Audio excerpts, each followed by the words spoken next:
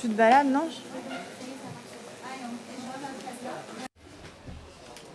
Tu veux commencer? Je commence. D'accord. Je vous laisse.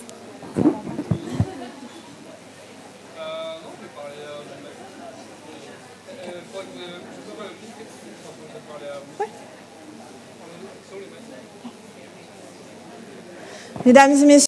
Ladies and gentlemen, please come and sit down for this third day of conferences.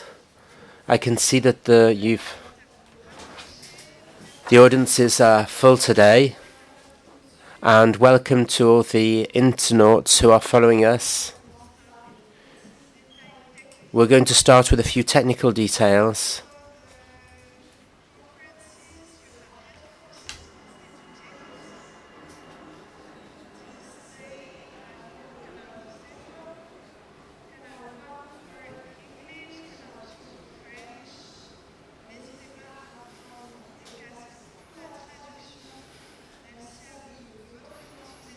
Thank you for coming today. More than 500 of you followed us on the social networks yesterday. Use Ocean Core for G7 for any questions you would like to ask our speakers. Thank you also to the elected representatives for attending today, to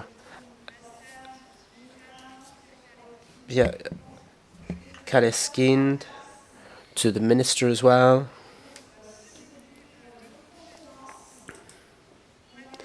We have decided to start today's conference by talking about plastic. Plastic is something we use every day. They may be disposable objects, not very ocean friendly. And we usually want to get rid of it, but sometimes the effort about thinking about how to get rid of disposable plastics means that as Digital's new coaching, we think about applications. So I will pass the floor over to Rémi Touja, who for the first inspirational talk this afternoon. It's over to you, Rémi.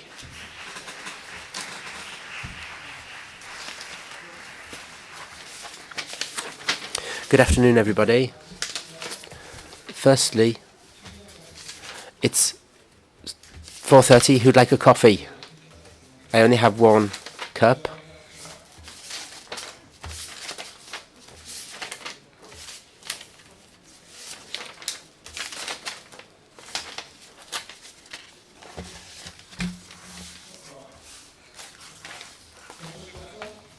Does that not shock anybody?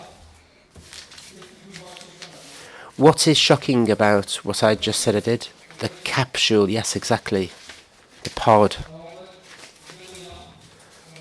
We're going to confess. How many of you use coffee machines with pods? I'm not going to judge you, but please put your hand up. I also do this. Who would like a coffee?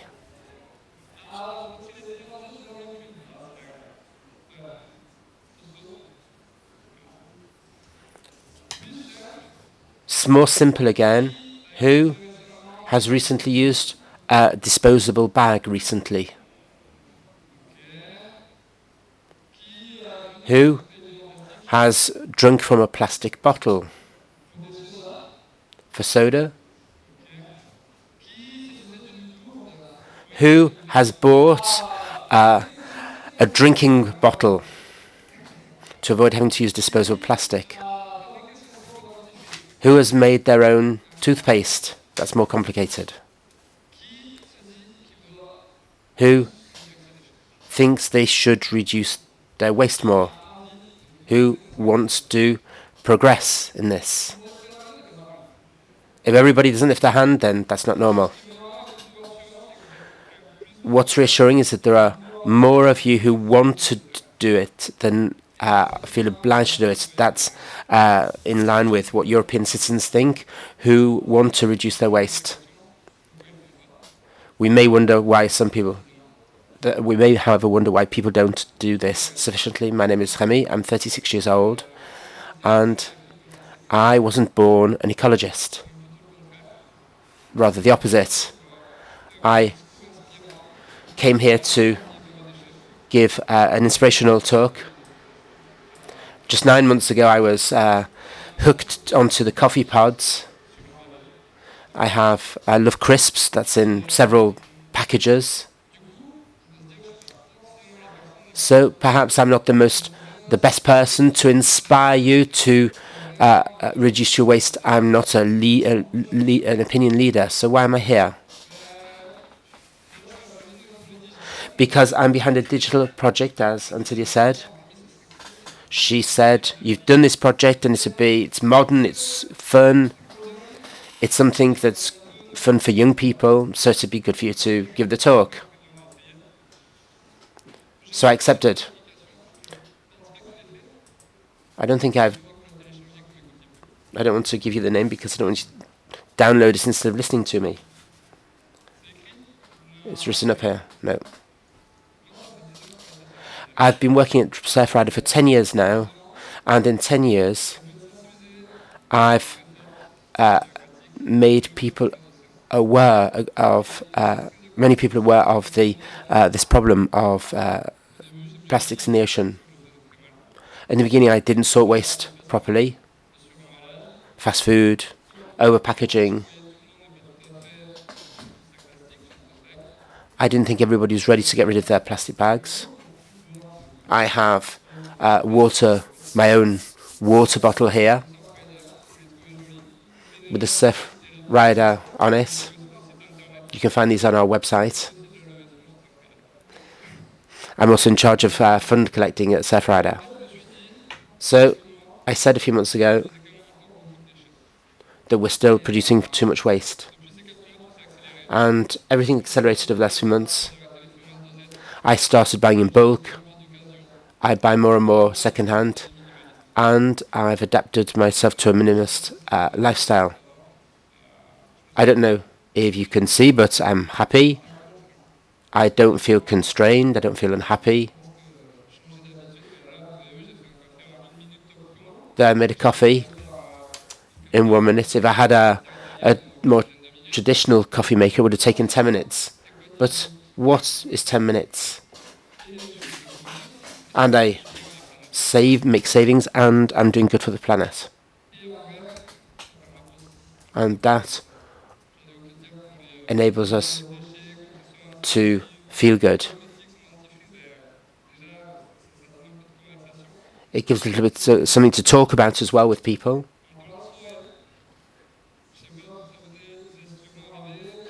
Perhaps you've met people when you're out, and you say to people, what do you do for a job? When I explain my work to people, nobody understands. Say to people, I work at Surfrider. People say, so you surf? No, not really. I'm in an association that works to protect the environment. People say, what do you do? I do merchandising, digital merchandising. And people don't understand. But I'm working on an application which teaches people how to reduce their waste. And people say that's great, especially for young people. And this application, I'm still not going to tell you the name yet.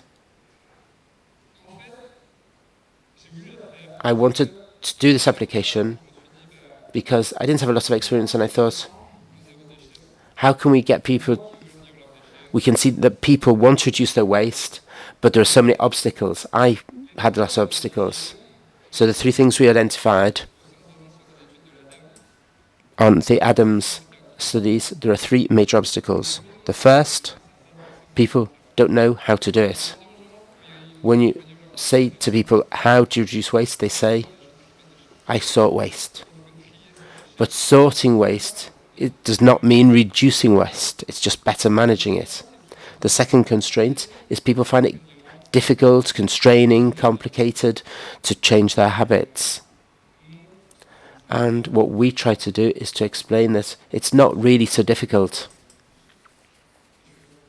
And I'm going to explain it to you. And the third thing is people feel alone, because when you act alone, you think, why should I bother?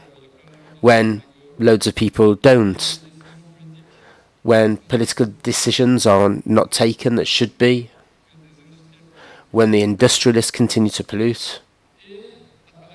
And through these observations and my personal experience, I spent 2 years working on this application to reach out to young people, to make them aware, with the idea that it's impossible to get people down to zero waste.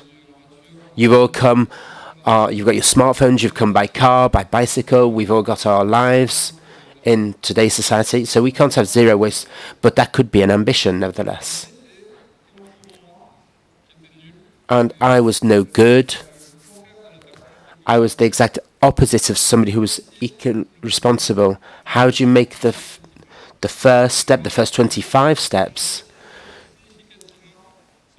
to change your relationship significantly with waste? So we had 25 challenges on smartphone, and for each one we have an observation. We explain the problem in terms of environment, and we provide an easy to integrate solution. So okay, the first one is disposable bags. 75,000 people have taken the commitment not to use disposable plastics. That's 6 million plastic bags less in the oceans. And this is the strength of our application, is we wanted to have an app that could be used individually, but which has a collective, a visible collective result, because together this all added up means that there's 600 million bags less in the sea.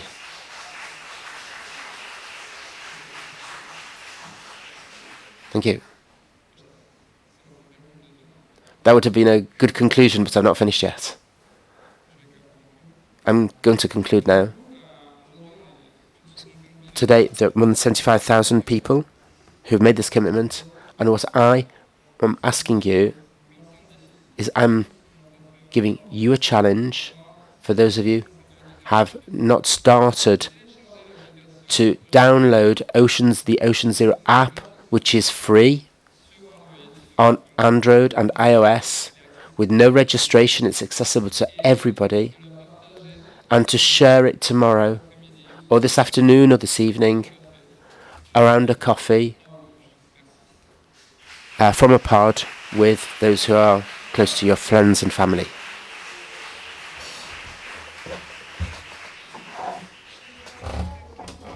I don't drink coffee. It's perhaps time for a siesta.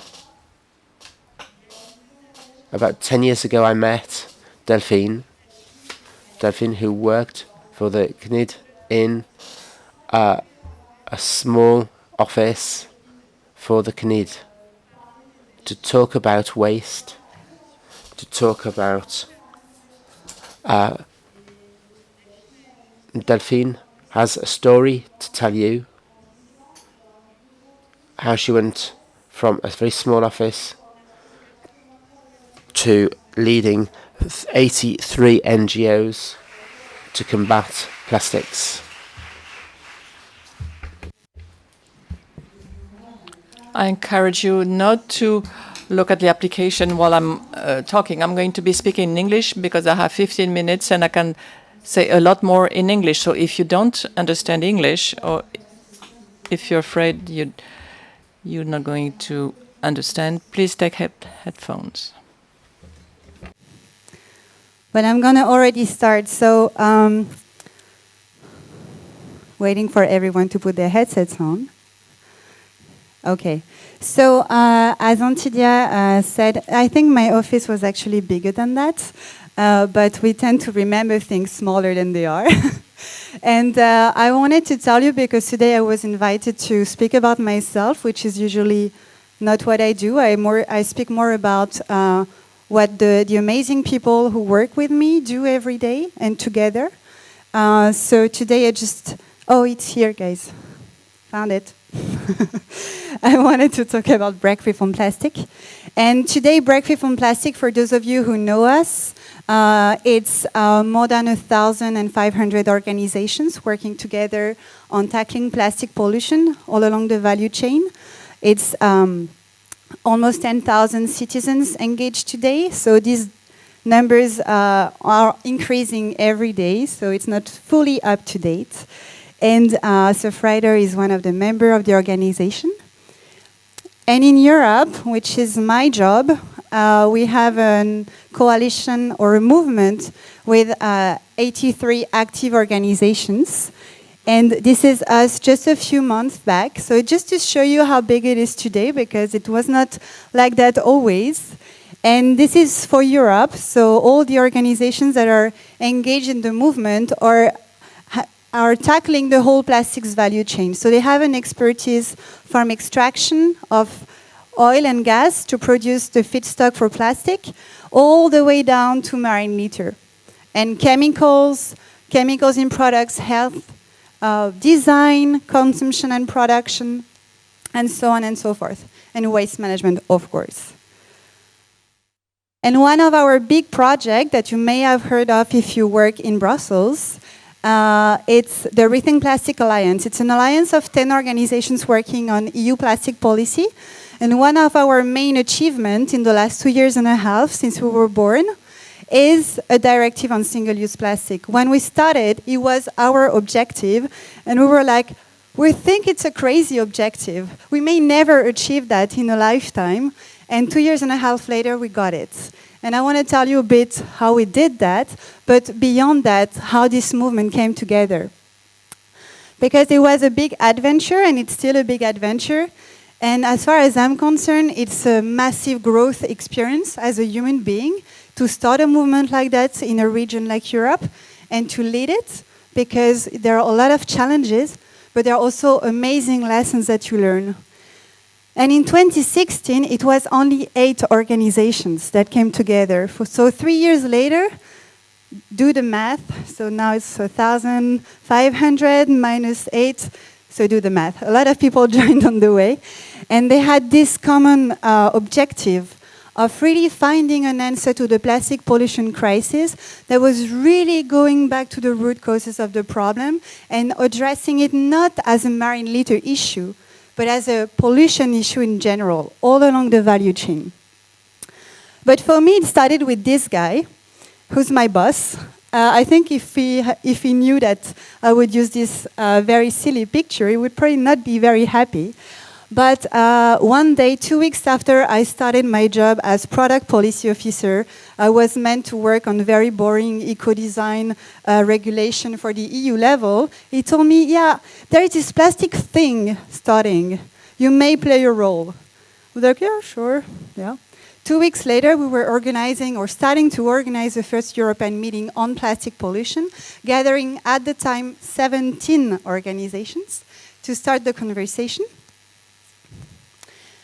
And one of the first lessons that I learned on the way was to look beyond the tree to see the forest. And for many people, and that's where it started for me, plastic pollution looks like that. Looks like marine litter on the beach, it looks like pollution in the ocean, it looks like turtles with a straw in their nose, or dolphins choking on plastic bags. And we could stop here. We could stop thinking, oh, let's just clean up the beach and then the problem is going to be solved. But when you actually start looking a little bit beyond, you understand that if you clean the beach, it's going to come back. Because when you go back home and there's a flood because you left a tap open or there is a pipe that broke, if you start sponging the floor, the water keeps coming. If you go to the tap, close the tap, then you can solve the issue. So rather than sponging the floor by only working on cleaning up the environment, as a movement, we were like, how does that look like upstream? And upstream, it looks like chemicals in products. It looks like plastics is one of the products where you find the most chemical in. And it's the material that we use to package most of our food. That's what we put in our mouth when we're brushing our teeth almost every day. Actually, every day, I hope. But you may have bamboo toothbrush, for example. This is what we give to our babies. This is what we put on our skin when we scrub with microbeads. So this question of chemicals is highly important and it's pretty invisible. So it's difficult for a human being to go into the invisible because we can't touch it. It's intangible. But that's where we have to go, because if you start advocating for recycling and you recycle that, it's going to come back to you. You're going to have it in your products.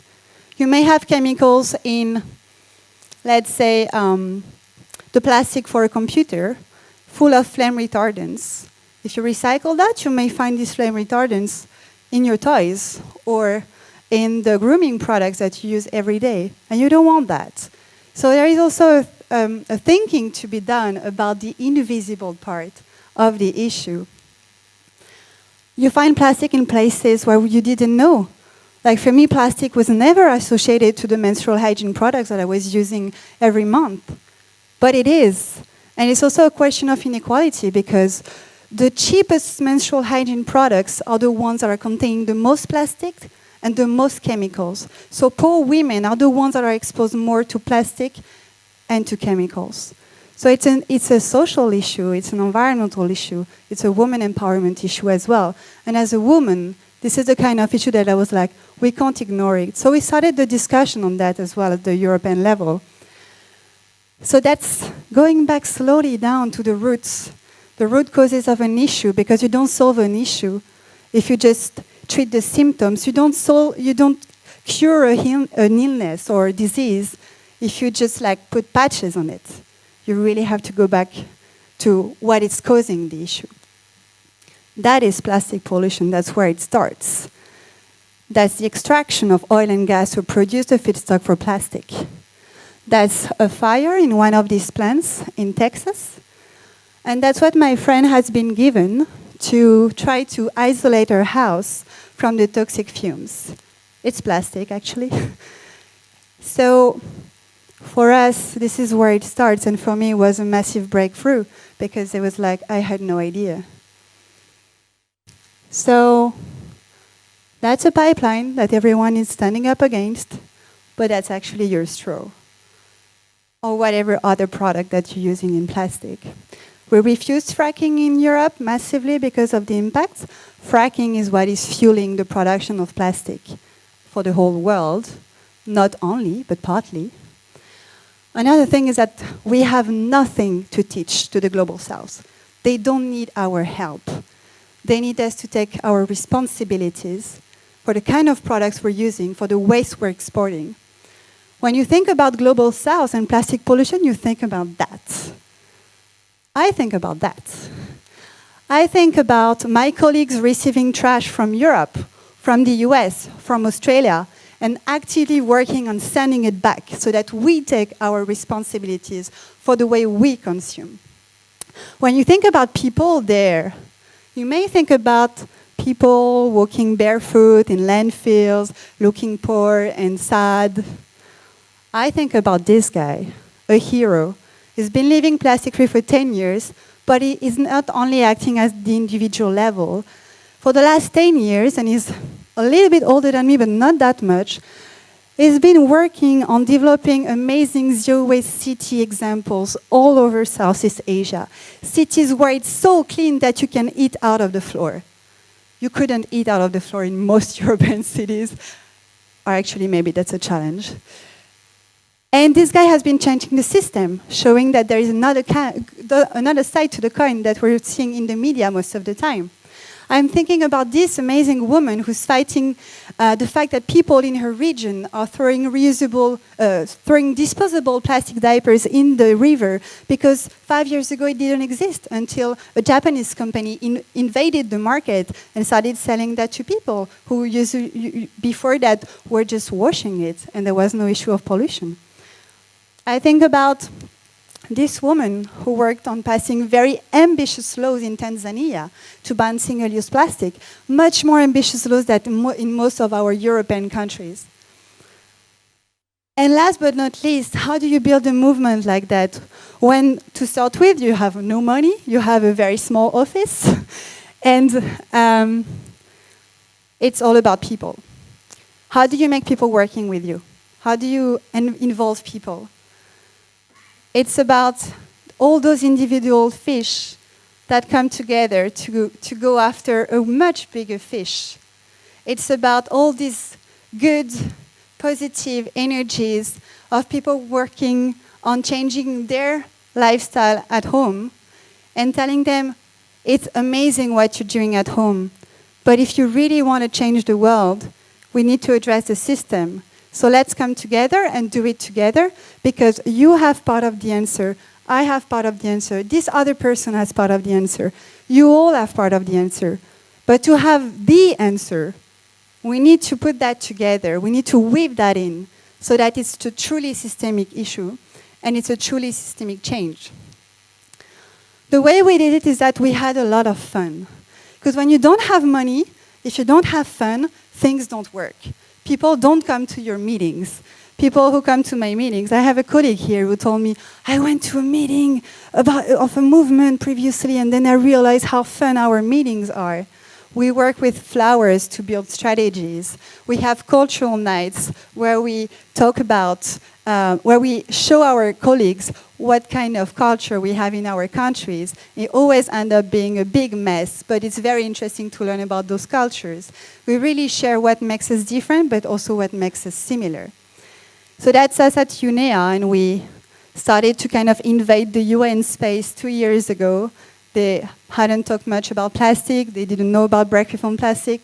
We came with a little team of plastic-free warriors, and for 2 weeks, we really kind of turned the debate around plastic, and then everyone was like, we want to join break-free from plastic, and then delegates were like, oh, is the UNEA only about plastic? No, there are actually a lot of other topics. But, I have 2 minutes. But it shows that when you have energy, positive energy, people who believe in what they do, who have passion, and who do it with a smile, I think, it works. And because the work we do is difficult, we show appreciation to each other a lot. So that's us doing a very weird activity where we are writing in each other's back all the good things that we're thinking about this person. So you go back home with a very nice sheet of paper with super nice things about yourself, so that when the work is very difficult or when you're losing a battle, you can have a look at that. And I'm saying that and I'm smiling, but at the same time, most of my colleagues are working in contexts where their life is at stake. My colleagues in the Philippines, they receive death threats for their engagement to protect the environment and the people. We are working in a very privileged context in Europe, and we need to understand that. So it put us in a position where not only we have to help our colleagues and work together, but also really respect even more their engagement. And this fun that we're having and the way we're doing it, the positiveness, and all the efforts that we put in relationships is how we built the relationship with the decision makers. This is how, from an opposition position that usually NGOs have, we became the collaborators of a lot of decision makers in Brussels, leading to this directive on single-use plastic. And that for us has been key. I always tell the people I work with, it's all about people. You need to understand what lights up the spark in the decision maker's eye if you want to make your point across. You need to understand the system of value of this person if you want this person to change their system of value. So it's about sensing and not arriving with like, this is how it is and it has to change. This is how it is and it has to change. But the slow and the smooth approach is sometimes the most powerful. And these people in the center of the picture are the first vice president of the European Commission, Mr. Timmermans. And for the little story, when we were about to pass this directive on single-use plastic, I asked him in a press conference, so how do you feel? Like, the text that you've been working on is about to be adopted. How do you feel? You must be super excited. And he was like, well, actually, I should ask you, how do you feel? Because without you and the NGOs, none of that would have happened. And this guy was like smiling. There was a human contact going on, like nothing more than that. But because we had this very good work relationship and respectful one, we managed to really put ourselves in a position of like advising on what should be in the text and on the very fact that there should have been a text. And when we started, that was not on the table. When we finished, it was. So we hear a lot of things that are very depressing about the future, and there are some serious threats on the future. But for us, the best way to predict that is really to create it. And this is what we've been doing with all these amazing people, and a lot of them are in this room today, that are building this future by exposing the story that we want to change. What is the story of plastic today that we need to change? And by building the new chapter of this story, by developing all these alternatives and showing that another world is possible, another way of consuming. And I'm very humbled to have been part of that for 3 years. And it's been a lot of work, a lot of fun, a lot of tears as well, because I'm sorry, I'm a human being. I have emotions. And when you build something like that, it's extremely challenging on a personal level. But all the work that has been done and the outcomes of this work is worth all the tears, all the sweat, all the nights without sleep thinking about strategy. And I'm very, very grateful for all of those who have jumped on board at a very early stage and trusted that we didn't know about the destination, but we knew that the journey was going to be an interesting one. Thank you.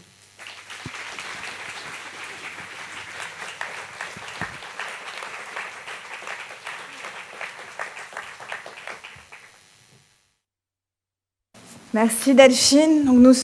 Thank you, Delphine. So we are all small fish. We are part of a larger group to face the challenges. I would like to thank the Minister in charge of ecological transition and solidarity, Mrs. Elizabeth Bourne, who accepted to join us to put the ocean call at the heart of G7. We hope it will be also the focus for the world leaders.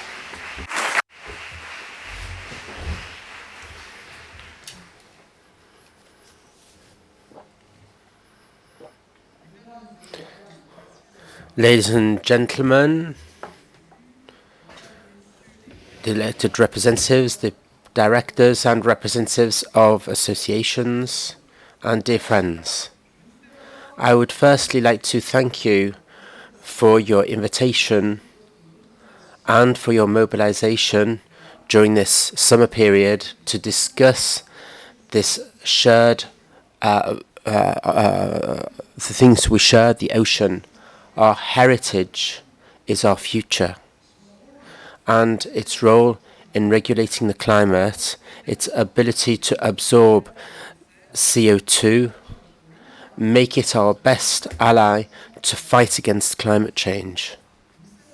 We know, we often describe the forests as the world's lungs, and it plays an essential role, but we should also remember that the ocean also represents an even more important lung, producing 50% of the planet's oxygen.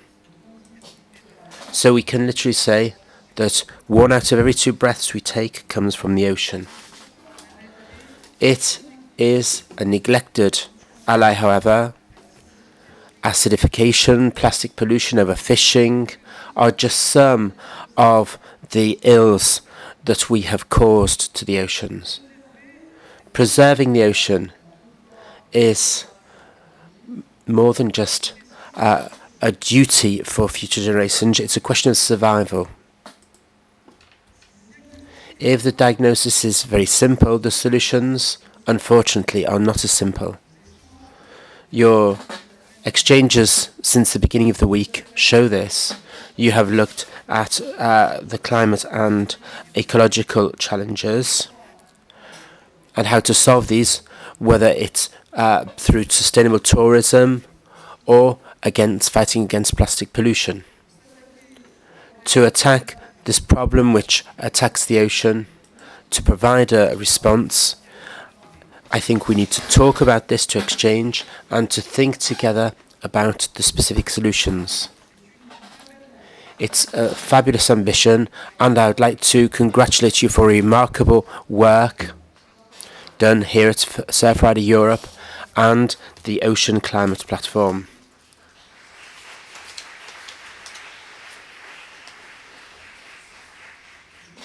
And I'm very happy that the ocean, thanks to this collective work, are this week at the heart of one of the biggest international meetings, the G7 Summit. The G7 Summit will not only talk about the ocean and the environment, but it will be central for us. If the priority of the French presidency is fighting against inequality, it is clear that the environmental inequalities also lead to all other forms of inequality. Climate change affects the poor more than the rich, the women more than men, and countries at war more than countries at peace. And if we don't protect our planet, we won't be able to fight against these problems. The ocean is a shared heritage, and we need to mobilize internationally to protect it. I would like to say what we've been doing in France, because in terms of the ocean, we have the second maritime space in the world, and so have a particular duty. Protecting the ocean is therefore a priority axis of the diversity plan adopted in July 2018. The ambition of this, there are two ambitions: to favour the implementation of specific measures nationally and internationally to enable France to support a world framework for the reconquest and protection of biodiversity. We know the horizon, the COP 2015, and will be held in China next year. The government is also fully committed to manage the marine air. 30% will.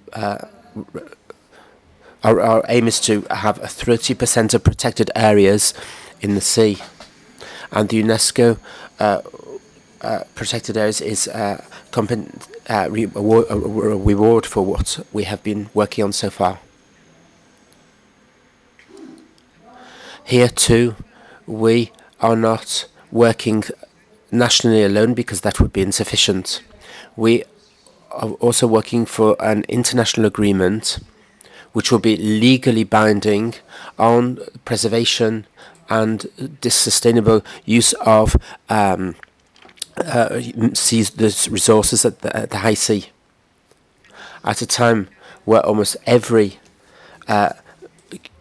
square metre on the land has already been explored, the sea is the last unexplored bastion and should be protected by all of us. The zero plastics objective in the ocean is also for France a national priority, a European priority, and an international priority. It's the theme of today's conferences, and it's a challenge which I think brings together all the topical issues of the moment.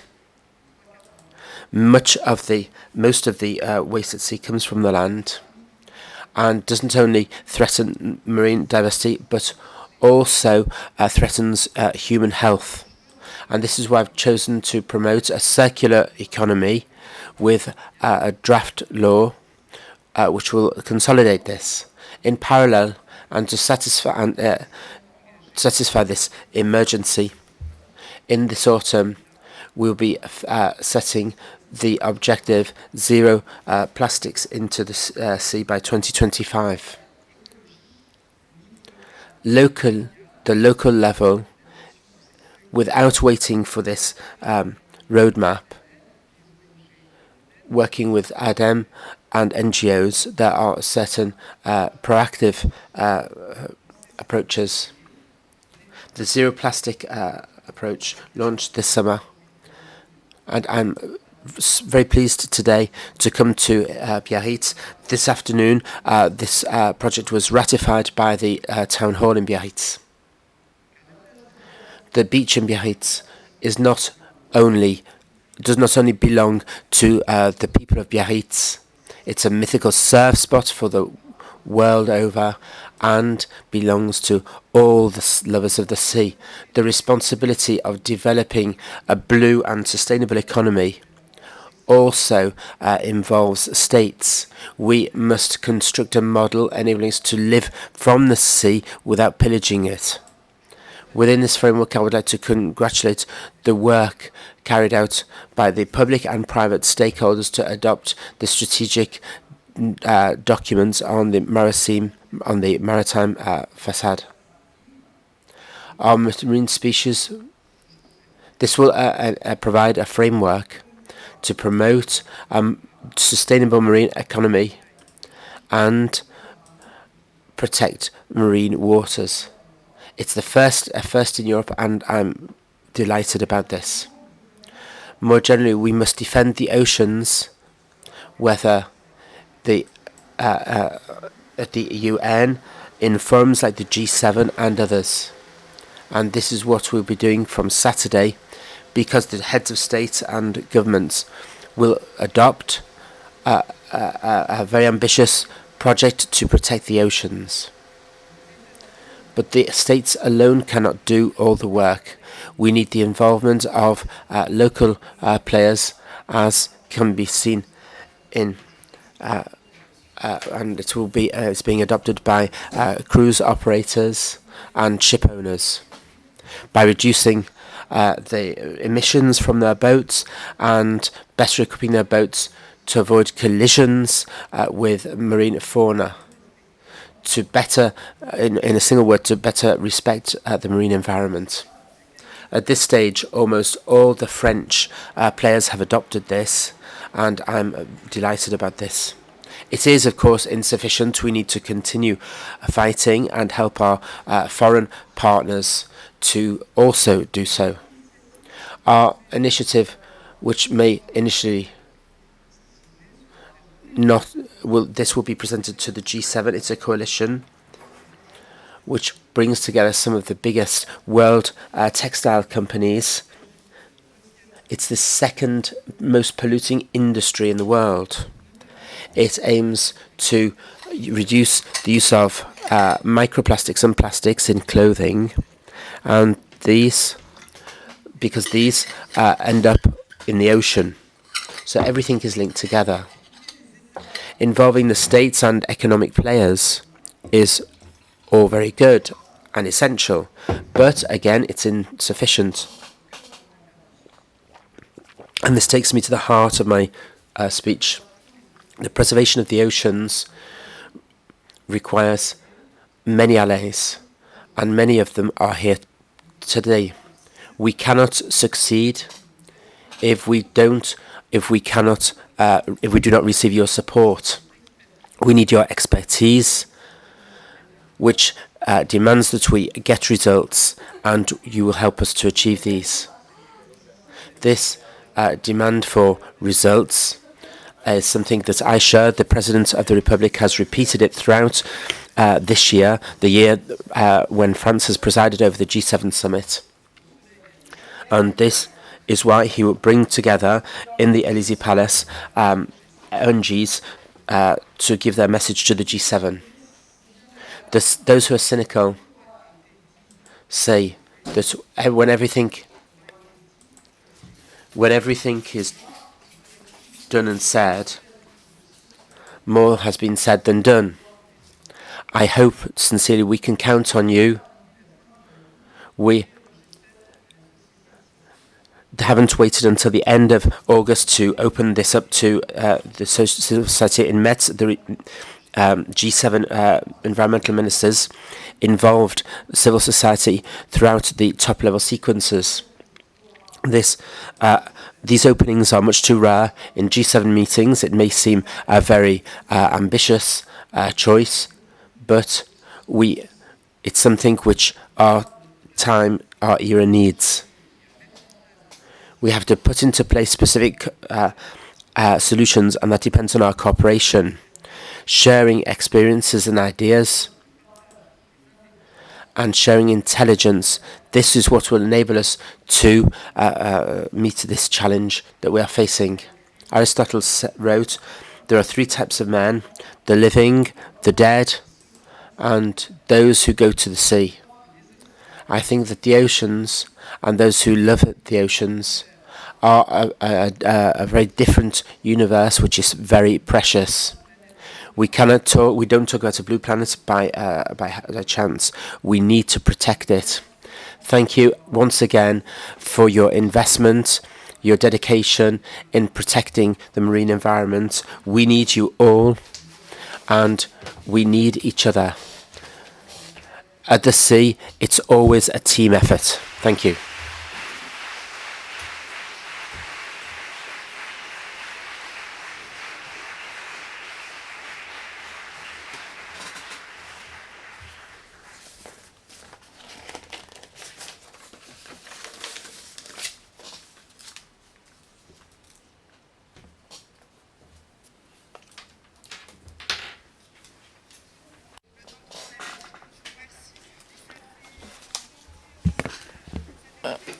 It's so nice to hear a minister talk about the ocean.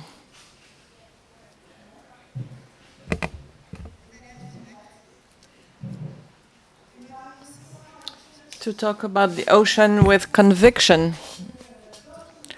And we hope that other leaders, other Secretary of States will talk about the necessary ecological translation, of the necessary solidarity. It's also the sign of this pavilion. It's to play as a team, to play together, both the international NGOs and the committed firms committed towards the preservation of the ocean. This issue has been our focus for more than 20 years through the first waste collections we organized. I'm going to now introduce Christina Barrow, who is going to moderate the first round table about the fight against plastic pollution. I'm very happy to be applauded as much as the minister.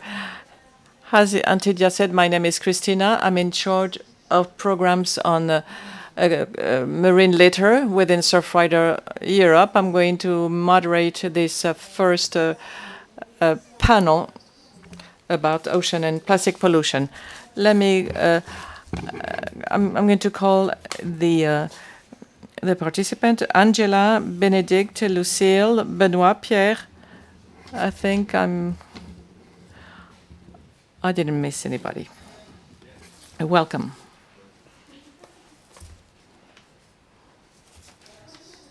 Plastic pollution. It's a vast topic. We addressed it yesterday in the panel about biodiversity, 2 days ago about sustainable tourism.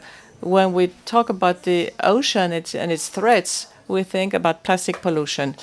Indeed, it's one of the main threats, but it's also one of the most tangible and the best known one.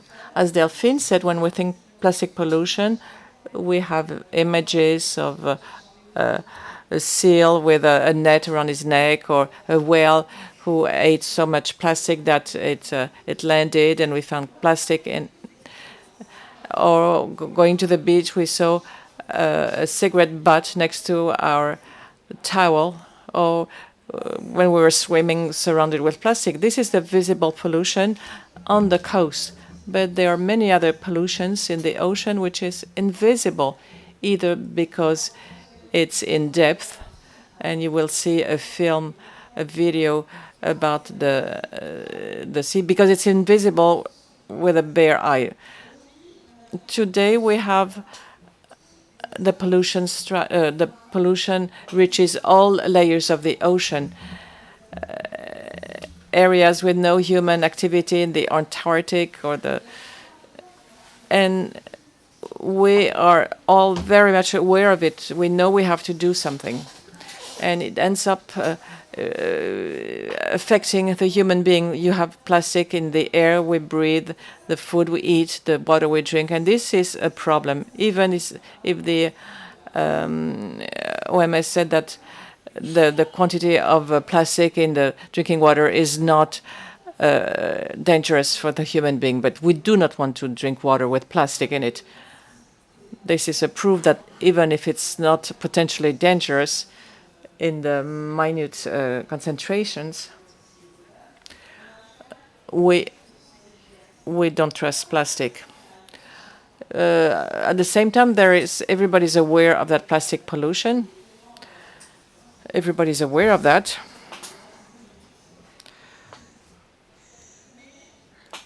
But the plastic production was never so in such good shape. Plastic pollution increased by 200 times since the 60s, 3 times more plastic pollution in 25 years. Today it's about 350 million tons plastic produced every year, and this production is going to keep on increasing. It will increase by 30% by 2025. It's I'll give you lots of figures and percentages, but the purpose is to understand that the plastic production is going to keep on increasing because there is a demand for it. So what do we do? So we're going to think about how we can fight this plastic pollution. What are the initiatives that are possible? But first of all, there will not be a magic solution. We're not going to come with a machine, a technological innovation to clean the oceans. There will not be a plastic-eating mushroom. We need to involve the whole civil society and for prevention. We cannot continue producing and consuming plastic the way we're doing it. Now I'm going to give the floor to our speakers. We'll start with Bénédicte Genot of the Ministry of Transition, the Ecological and Solidary Transition. She's in charge of marine waste and international cooperation, and she's going to tell you what is the international situation. Because plastic pollution has no borders. Then we'll hear Pierre Kalstin, who is at the Fishing Commission. He's going to talk about what's going on at the European Commission and in Europe in terms of regulations. And then I will give the floor to Angela from Surfrider US, and she will tell us about the actions of Surfrider, which inspired the actions of Surfrider Europe. So I'll give you the floor to talk about regulations and what is being done to fight against plastic pollution. Je vais passer sur l'introduction.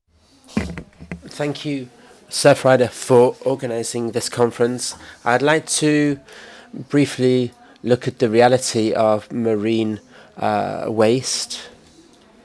It's pollution which is both visible, as we can see on the coastline, and also on the surface of the water, and of course less visible on the sea bed, and also plastics, microplastics which are disintegrated, and also plastic can also give off other pollutants, and these can be vectors of species and pollution.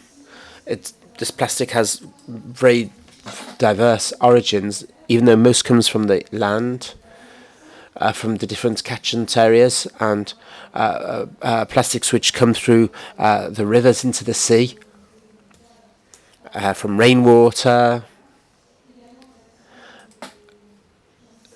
from tourist activities, from containers. They come from very different sources. And many of the species that live in the sea end up eating these. When fishermen, for example, they also bring back waste in their nets.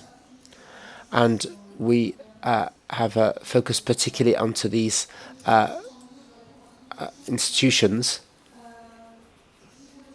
It's a very wide-ranging problem, which has solutions with different international organisations and with which the ministry is committed on different levels.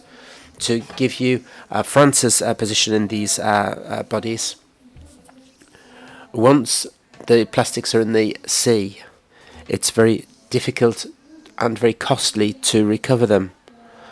And also, there's no point if they continue to flow into the sea. So our position is to prevent at the source and to favour reusing and the circular economy. There are a whole series of measures which have been mentioned nationally to fight against dumping of rubbish and to make people aware.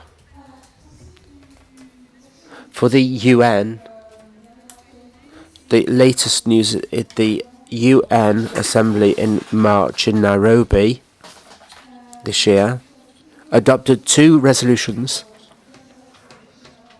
with regard to plastic pollution in the seas. One in terms of governance to fight against marine waste and plastics, and one against disposable plastics or single-use plastics.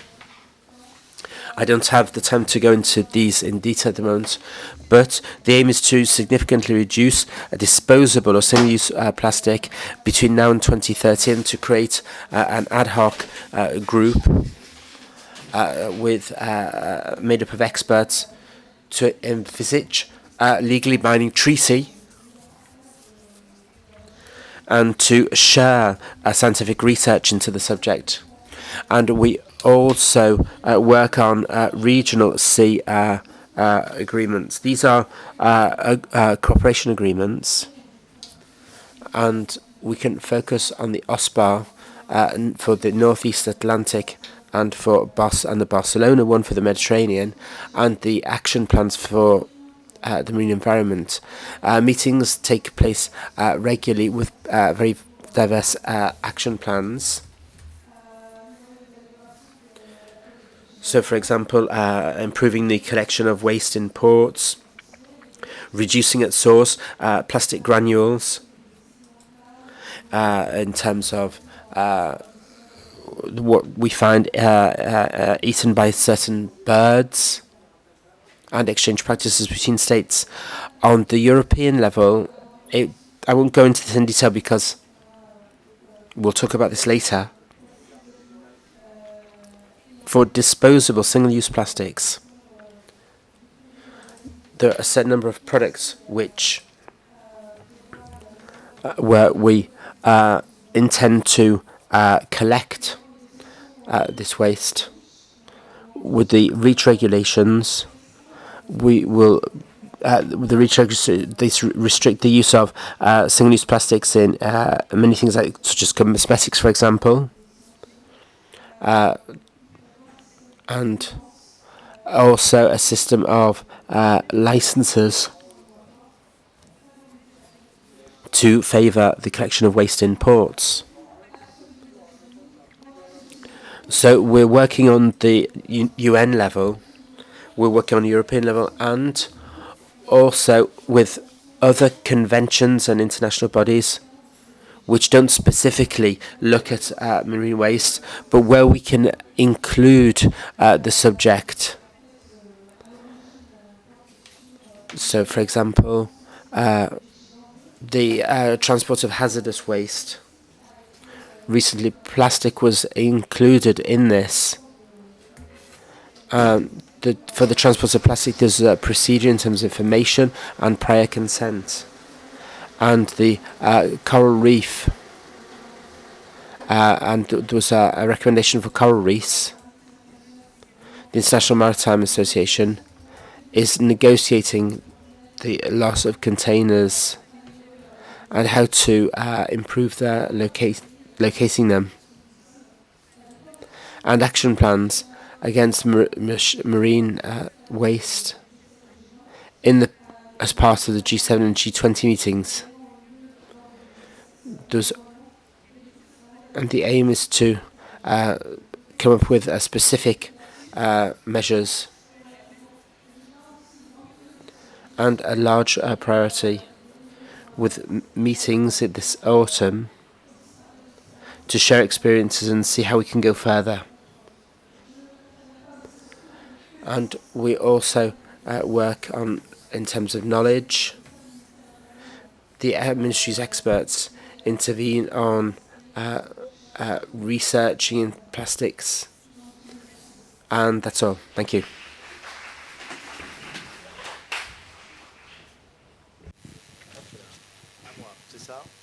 Bon, bonjour à toutes et bonjour à tous. Je vais pouvoir parler de la partie européenne, effectivement. Good afternoon. I can talk to you about the European part, which you haven't addressed in detail. I take this opportunity to say hello to my colleague Catherine Chabot, who is also a European Member of Parliament. So we've been working together for a few weeks. About the European Union, the European Union started working on the plastic strategy in 2016. This is plastic, so I don't want it. I was saying, and we can see it, the fight against plastic requires a multi-sector approach. This is why you talk in the aspirational talks, the panel we needed to mobilize. So there is a directive on the reduction of the incidence of plastic products, the prohibition of straws, plastic silverware, requirements in terms of marking and recycling of plastic products, and about the fishing equipment, they have a direct impact on the marine environment. There are several requirements have been set up about the minimum collection rate and the obligation for the net producers to recover the nets. So we want to recover the product at the end of its life. In the ports and harbors, you mentioned that. So the best one of the ways not to throw away the waste is to be able to recover the waste when they are in port. And some ports were not equipped to collect this waste. In 2015, there was a strategy on the circular economy with a Directive 4 on waste. It addresses the issue of the source of the waste. So you try to go as upstream as possible to take measures early. There is a directive on packaging waste. I mention each one of them because I want to show the need to have a multi-sectorial approach. What do we do next? Because what is a directive? It's a text that is adopted by the European members, and then each member state must implement it. So there will be times of assessment of the implementation and assessment of the results. The minister mentioned the results, so that's when You looked at the directive that have been implemented, and you want to see where do we stand, what is the progress made. The European Union must play a major role to be the leader, to show the work to be done with the rest of the world. For the countries which produce the products that we buy in the European Union. We cannot give lessons to the world when the plastic products which we use are being produced at the other end of the world. This is why we must work. You mentioned several of these elements. We talked about the free trade agreements, but there's also an ocean agreement between the European Union and China, talking about the plastic waste, and also between the European Union and Canada, with the coordination of several scientific programs, but also exchange of good practices to reduce the pollution, the ocean pollution, and we never have too many good ideas. We need to exchange good practices to make progress together. I won't go into detail of all the funds contributed by the European Union, but you see that the sources are numerous, the consequences are many. We often talk about the fact that we don't want to drink plastic when you talk about a fishing net which stays at the bottom of the ocean. It keeps on fishing for nothing.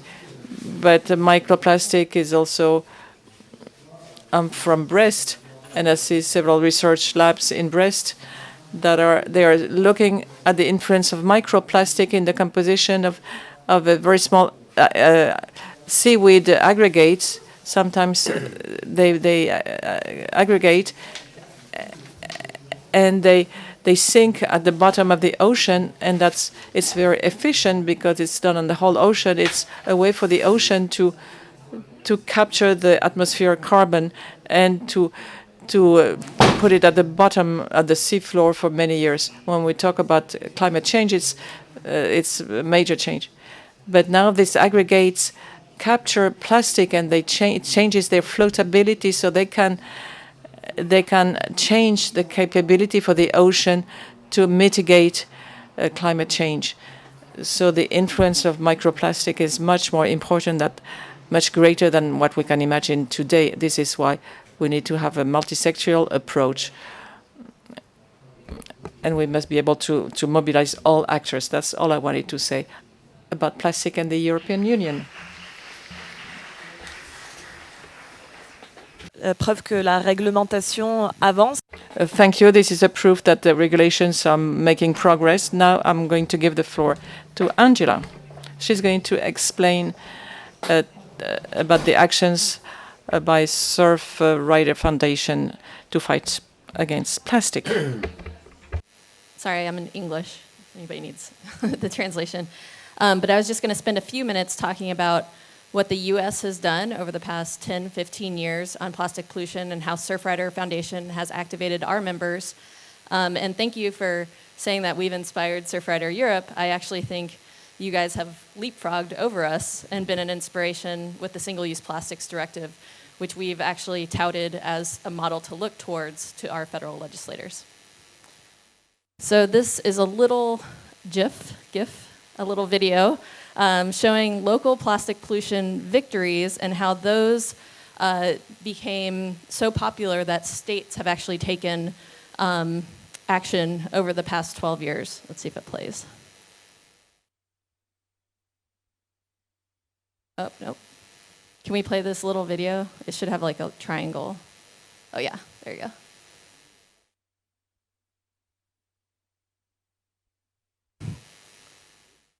I think it's only 3 seconds. Well, it would start in San Francisco with the plastic bag ban of 2007. And then there are 151 more municipalities that were covered by plastic bag bans before a bill in the state legislature passed in 2014. So it took 6 years in the state legislature. All the while, dozens of local victories were happening. Finally, the state legislature was convinced. They passed a single-use plastic bag ban, the first in the nation in California in 2014. Unfortunately, industry paid signature gatherers to put it on the ballot, and we couldn't get it passed for another 18 months in 2016. But California has been operating for 3 years with a bag ban, and we still go shopping. It's still okay. So we proved that it can happen, and this past year, Oregon, Maine, Oregon, Maine, Maryland, and several other states took action on plastic pollution and passed statewide foam or bag bans or comprehensive legislation. We're seeing a lot of single-use, single-item bills, bags, foam, straws, cutlery, but other places are putting this all together, much like you did with the Single-Use Plastics Directive in the EU, and passing more comprehensive legislation. So Vermont put all of those things in one bill and passed more cutting-edge legislation there. But there's a counter story to this. So with as much local wonderful action that's happening on the ground and turning states into these progressive, more blue states, there's also a phenomenon called state preemption, and that's when the state takes away the right of the localities, of the cities and of the counties to pass these local plastic pollution reduction ordinances. So the state of Florida was the first to say, okay, Florida cities, Miami, you can't do a bag ban because at the state, we want to regulate that, and you can't do anything until we say so or until we do something. And of course, they've done nothing. And now there's 13 states, as you can see by the orange here, that have prohibited local ground action on plastic regulation, usually plastic bag bans or plastic pollution reduction ordinances.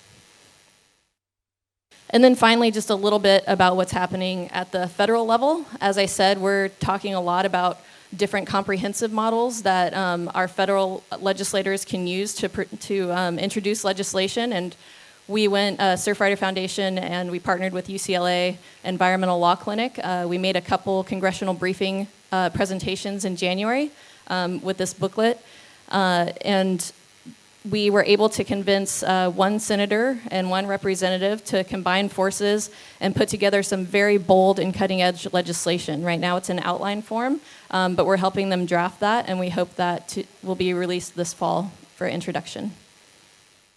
I think that's it.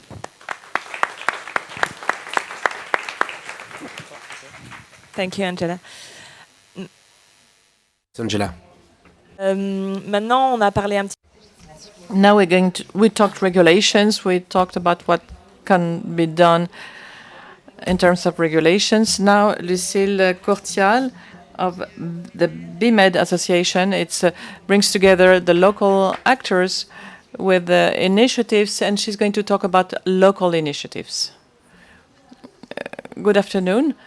I'm going to talk about Beyond Plastic Med, an association which was created 3 years ago by the Prince Albert II of Monaco Association with a Surfrider as a partner to fight plastic pollution in the Mediterranean by acting at the source. We don't want to clean up the Mediterranean. It's not possible.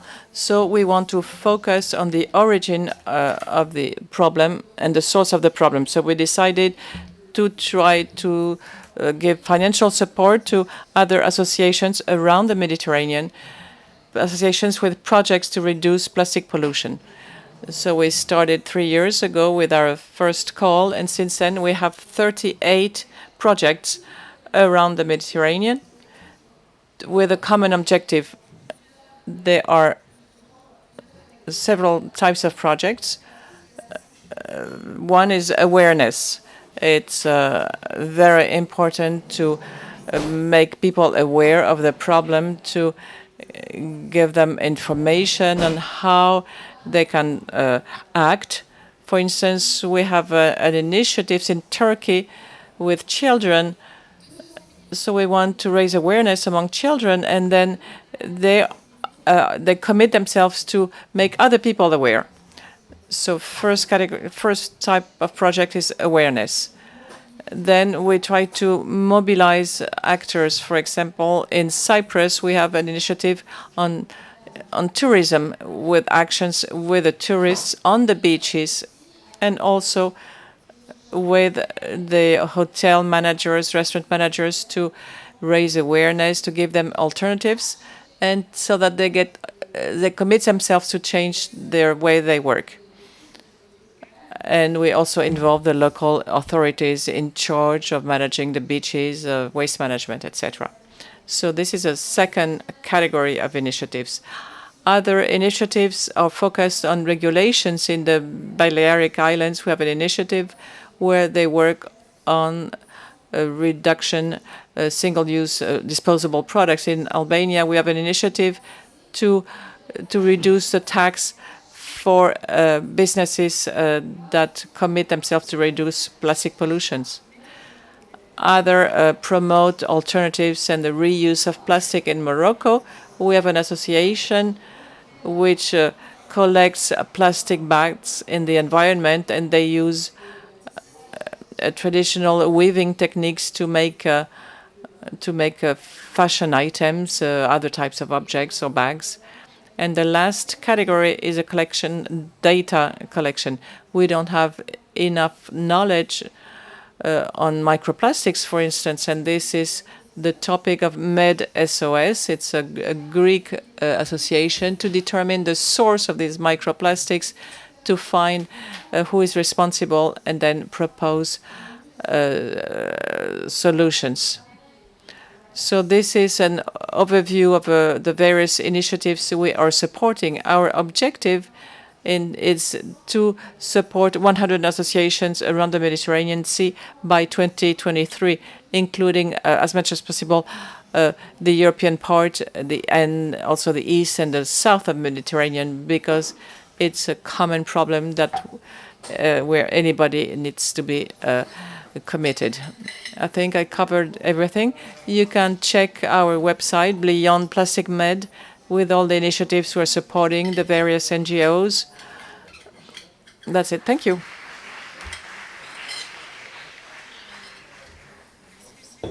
Thank you, Lucille. It's very important to see that there are many initiatives, many actors mobilized in the Mediterranean Sea, which is a closed sea that is very vulnerable. So it's very interesting. Now I'm going to show you a short video from Elaine Boon of the Macarthur Foundation. She was here this morning. She couldn't stay with us, so she's going to explain that there are other things that are possible. The Eileen MacArthur Foundation is working with companies, and she said that beyond solutions around recycling, there are also possibilities of reuse, and that's what she's going to do through this video. Je suis vraiment désolée de pas être avec. I'm very sorry I'm unable to be with you this afternoon, but I'd like to thank the Surfrider Foundation for its invitation and also for organising this excellent event. My name is Elaine Boon and I work for the Macarthur Foundation. We are a UK-based charity with a mission to accelerate the transition towards a circular economy. Today I'll be briefly focusing on a circular economy for plastic packaging. 9 months ago, we launched the new Plastics Economy Global Commitment. This in collaboration with the United Nations Environment Programme. The commitment already unites more than 400 organizations globally on a common vision of a circular economy for plastics, keeping plastics in the economy and out of the ocean. Signatories include businesses across all steps of the plastic packaging value chain, jointly representing about 20% of all plastic packaging used globally. But also 19 governments of all levels, of which France, the United Kingdom, Portugal, Peru, New Zealand, and many more. In order to help the vision of a circular economy for plastics, all signatories to the global commitment are committing to and reporting on a set of ambitious targets by 2025. A few months from now, we will publish our very first progress report. Let's have a quick look at the targets they are reporting back on. They will need to take action to eliminate problematic or unnecessary plastic packaging, set ambitious 2025 recycled content targets across all plastic packaging used, and take action to move from single-use towards reuse models where relevant. 100% of plastic packaging needs to be reusable, recyclable, or compostable. When you look at these targets, you might wonder, what do we mean with reuse? Reusable packaging is a $10 billion innovation opportunity that can deliver significant user and business benefits. Reuse models are sometimes considered difficult or a thing of the past. But reuse is much more than just refilling from bulk in the packaging-free shops. Innovative reuse models can unlock significant benefits. These models can help deliver a superior user experience, customize products to individual needs, gather user insights, build brand loyalty, optimize operations, but also save costs. Imagine a luxurious, durable ice cream container. One that keeps the ice cream frozen for hours outside the fridge when you go to the park or the beach on a sunny afternoon. It's really convenient. It has a better look and feel, and it keeps customers coming back. We recently released a new booklet that provides a framework to understand reuse. It identifies 4 distinct reuse models, and it maps more than 69 reuse examples. Please scan the QR code visible on the screen right now, and you will receive a copy of this booklet immediately. The time for reuse is now. Thank you.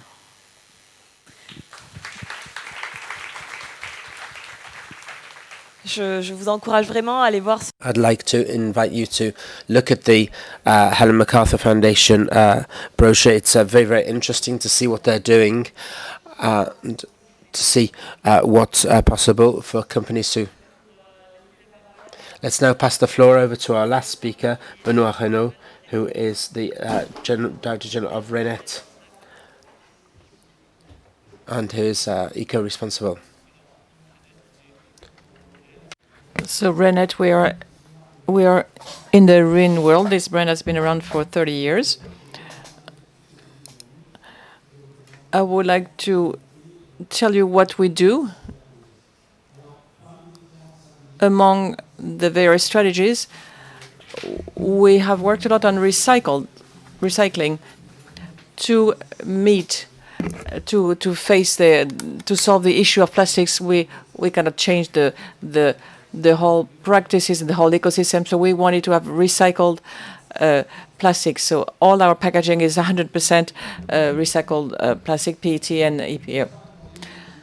Not only that, not only recycling, but also we wanted to work on the refuse. And we have a powder soap because you don't have a plastic. You have cardboard. So we have. Our philosophy is what you see here. Our little frog has a friend who is the hummingbird. The hummingbird, when you take the individual efforts, it seems very little, but at least we try to make an effort to find a solution. And the problem is not to collect the plastic in the ocean because the tap is still open. It's to try to avoid plastic from getting into the ocean. This is why recycling is very important. The plastic we use can be recycled. PET is the easiest to recycle. They can be recycled several times. As you see on this image, our president, my boss, the owner and the manager of the company, is our first advocate. He implemented this initiative of recycled plastic, and here he's with Elaine Macarthur.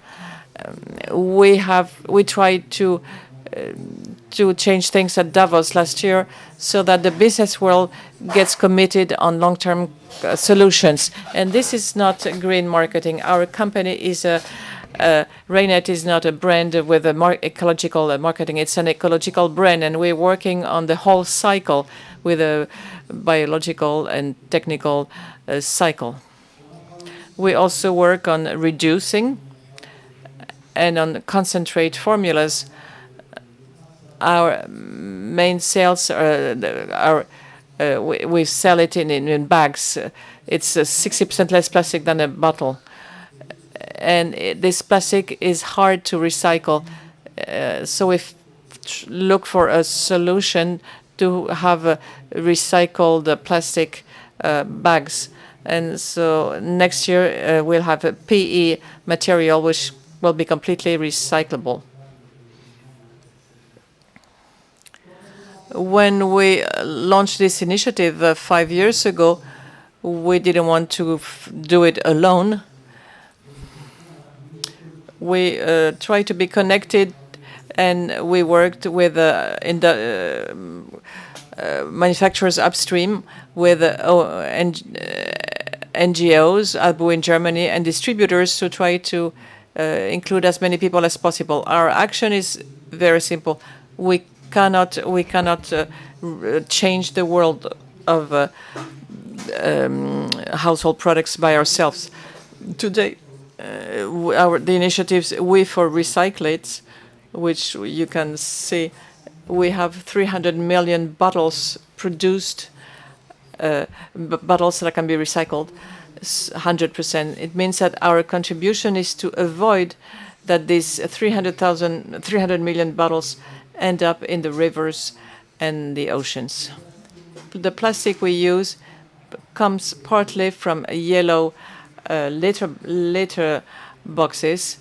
So when you sort out your litter, we can collect it, and from used water bottles that are at their the end of their reuse cycle in Germany.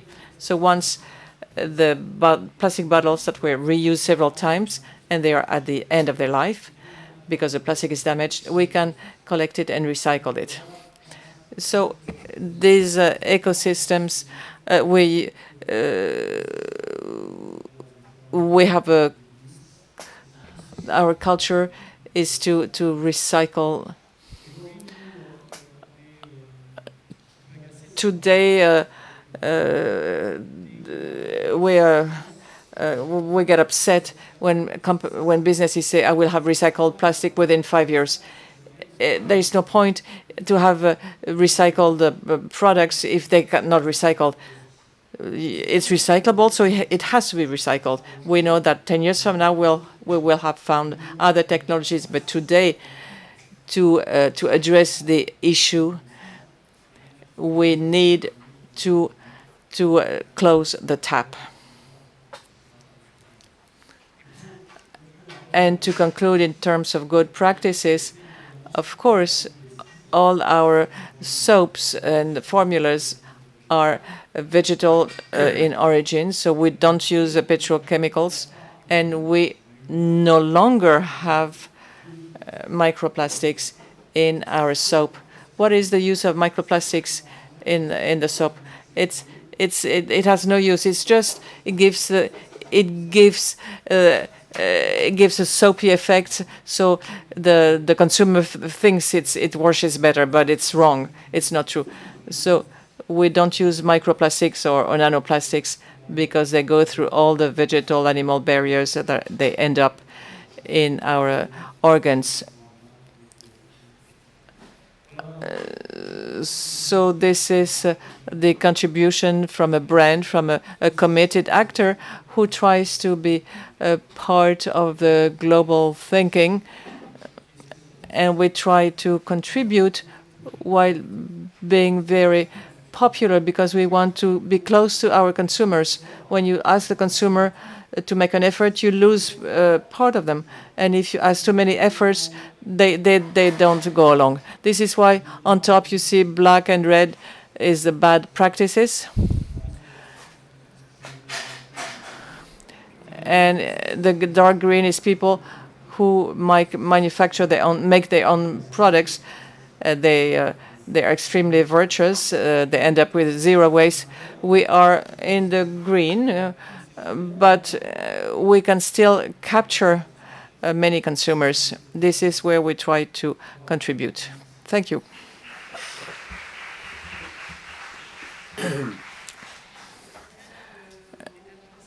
it's nice that your detergents have no microplastics, because in Europe there is a consultation on the REACH consultation to fight microplastics that are intentionally added. And many manufacturers are saying that they will never be able to remove the microplastics. Of course it's possible. So I would like to thank all of you for your participation to show that many things are being done. We haven't addressed all the solutions to fight plastic pollution. It's impossible. Many things are being done.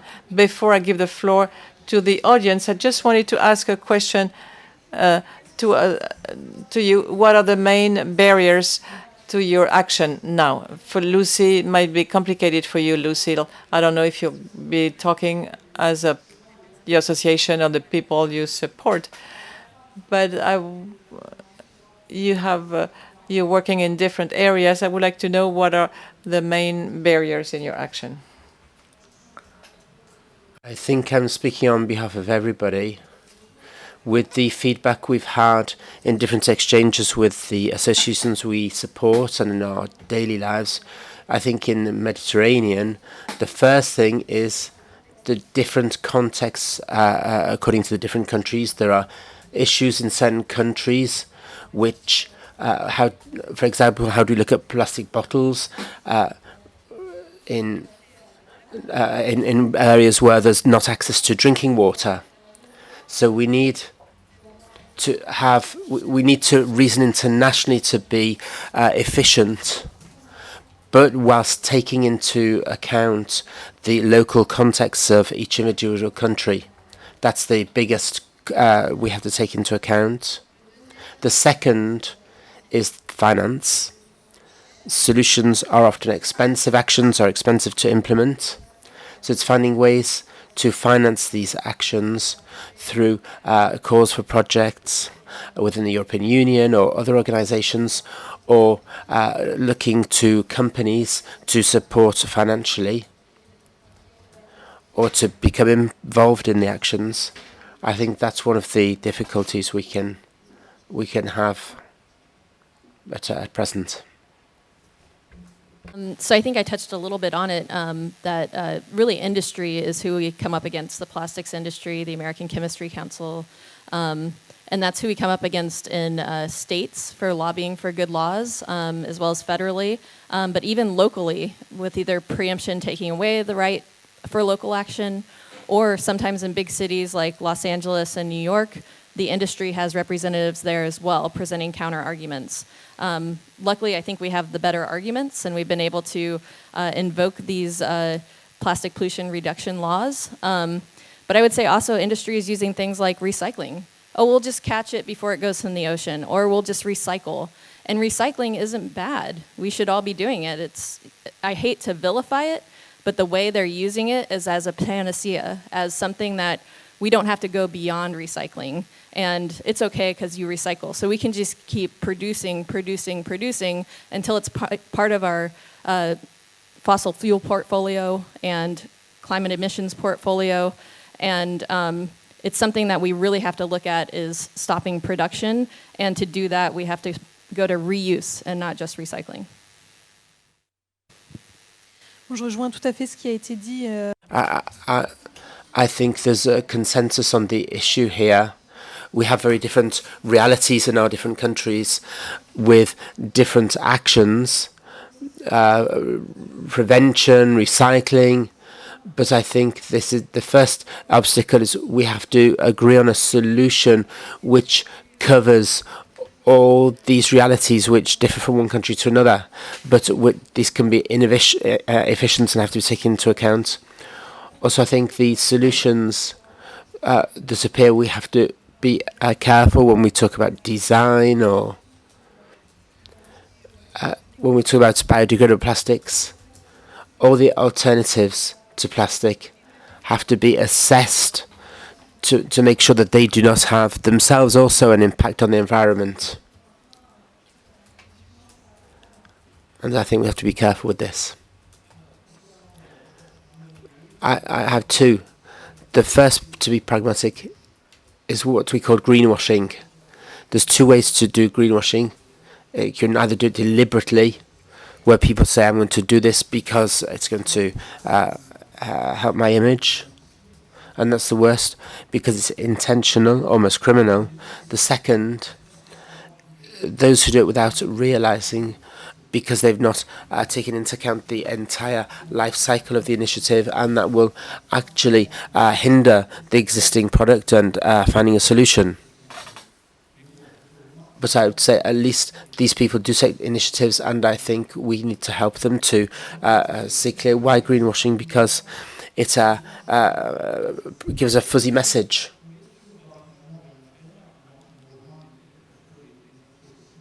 And this is a danger. And the second, I would say, is everything to do with barriers. The barriers built by the industrialists. Recyclable plastic is a little bit more expensive. Sometimes you have to take decisions and say, we'll make a little bit less profits for our company, but at least we're making our contribution to saving the environment. It's a very strong decision to take. And finally, today's world is still working the wrong way around. The companies who make efforts are those which are the most penalized economically, and those which make no efforts are those which are most rewarded economically. So we have to invert this and have base ourselves on the slogan "Polluter payout." The one who pollutes has to pay, to make it more difficult for them. And the culture doesn't exist yet in people's minds.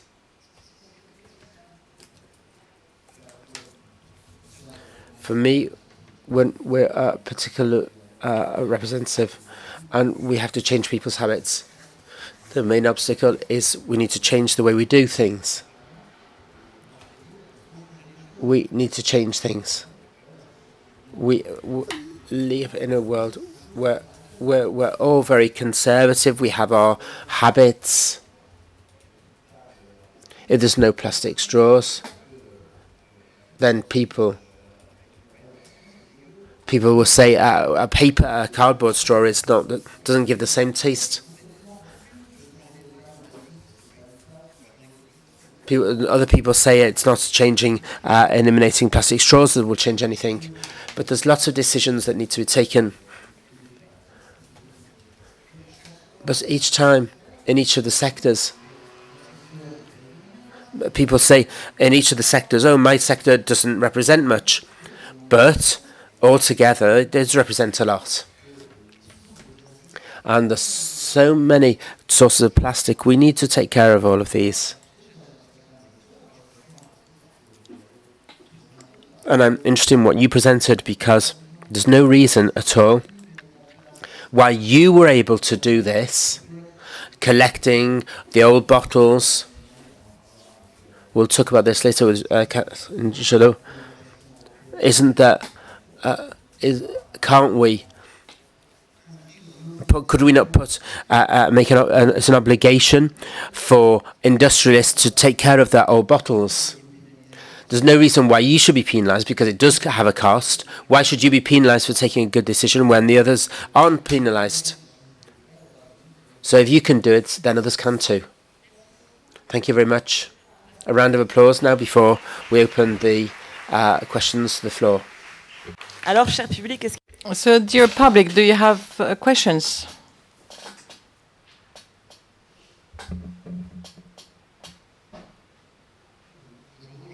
Good morning, Germaine Goranton.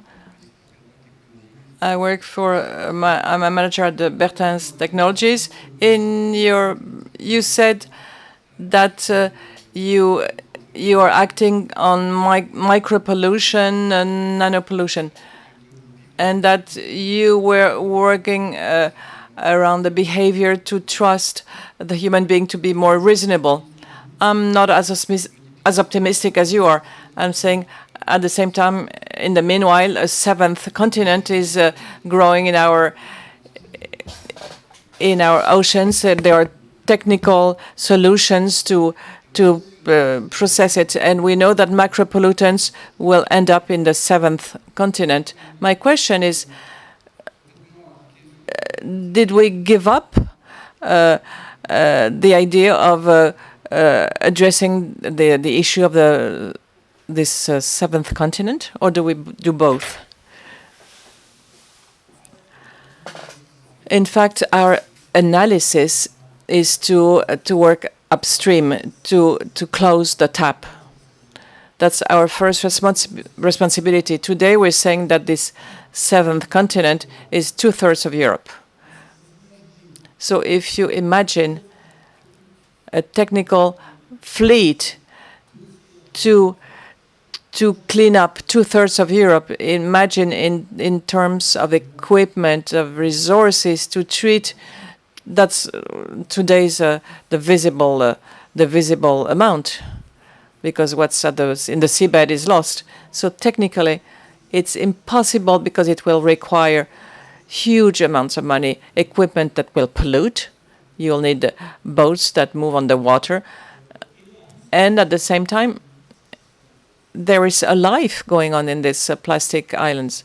So we have to destroy the life on this continent. So I think, or we think, that's what we understand, because we're not experts. I'm just a manufacturer. It's impossible. We have to close the tap. We have to live with this 7th continent. But in the rivers, they can be collected before they reach the ocean. So maybe there are techniques that are semi-upstream. It's too late. The waste has already been produced. But the 8 major rivers are in Africa and Asia, so there might be a solution. But I fear that the idea of collecting and to clean up 2/3 of the surface of Europe is technically a technical challenge. It's actually a soup that's accumulated around the 5 gyres in our oceans. So it's not one island that you can go walk on. It's at every layer, and it's actually found most abundantly at the benthic habitat, the sea floor. And we actually don't know what that's even doing to our environment right now. And I would say with the catchment in the rivers, I think that is one solution. The drawback of that is there's also life in the rivers. So trying to catch it out of the rivers, what does it do to that life? If you're scooping something out, and I think Boyan Slat did try this, and his project has not been successful yet, you have a very high likelihood of getting bycatch, so other organisms are going to come with it, or you're not going to meaningfully catch everything at every layer of the ocean, where the plastic is right now. So 8.8 million tons are entering the ocean every year. We know that, and that's why we have to turn off the tap and stop the plastic production. Oui, juste un mot, en effet, en fait. Just one word, that's what I started to illustrate. Many wastes are found in the seafloor, the issue of microplastics too, and we have other commitments to charter boats to collect waste. And this is a soup. This is not the image that we have. It's something moving. It's something very complex.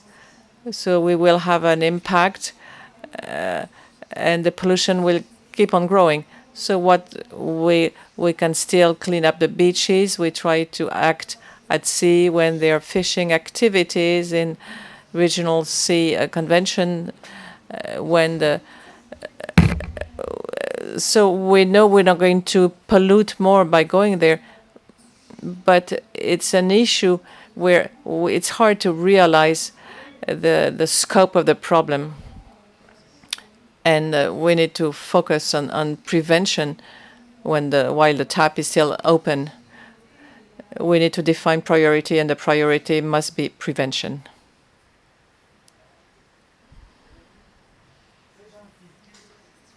Other questions in the public?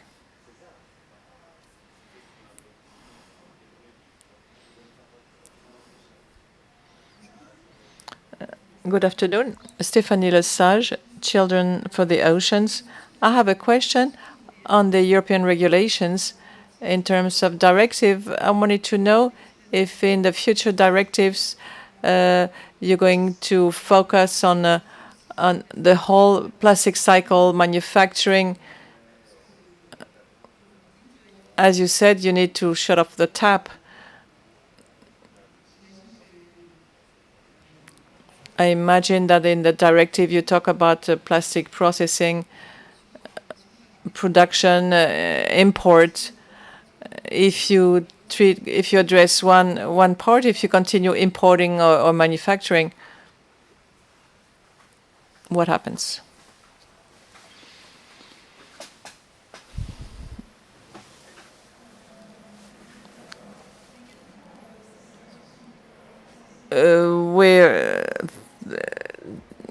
In fact, the issue is a global one, and when we want to reduce plastic consumption for plastic which is not necessary. We want to also focus on what is local, and in the international negotiations, we were talking about G7 environment on inequalities. It's when we ask the question of plastic consumption, it asks the question of local production and consumption. So when we talk about plastic, we need to include everything. Thank you. Is there a very last question, a short one, with a short answer? So I have a quick question. It's about the principle, like those who pollute will pay. But when it comes to huge companies like Coca-Cola or other companies, they have enough money to pay and they have enough money to implement huge lobbying actions. So what kind of principle should we apply for them? Very interesting question. Nous, ce qu'on pense. What we think, even if they have a lot of money, they will have to pay. And beyond the money issue, that may not be an issue for them, you will have the visibility. The value system will change, so it will contribute to the image of the company that will be degraded. People will know that they prefer to pay rather than do the right things, and they cannot resist. And in terms of a brand image, it's not sustainable. So we think that it can have an effect in terms of image. If the value system has changed, it's huge. So what now the governments are encouraging, or for instance, we asked to have a lower VAT on products who have an action on pollution. So maybe economically it doesn't mean much, but it sends signals to help change the mindset. That's what we think.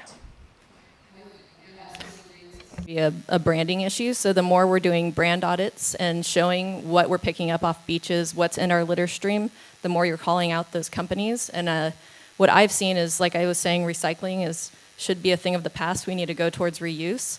And, you know, Coke and Pepsi can have a race for who's going to put in the most refillable stations in universities and airports and town centers.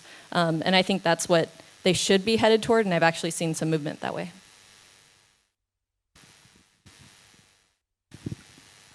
Thanks a lot. Si on est obligé de se presser un petit... We have to hurry up because we are running late with the participation of our minister, so we won't take any more questions. But then when we have the cocktail, you can talk to our participants and talk to them, but don't stop them from having a drink. Thank you, all of you.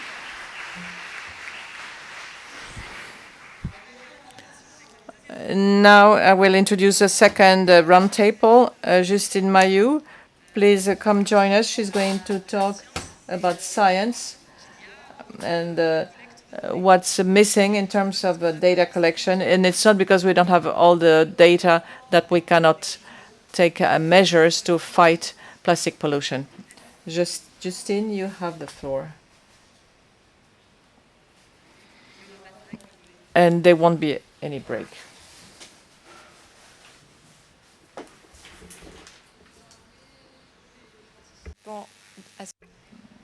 I will invite all the participants to come join me.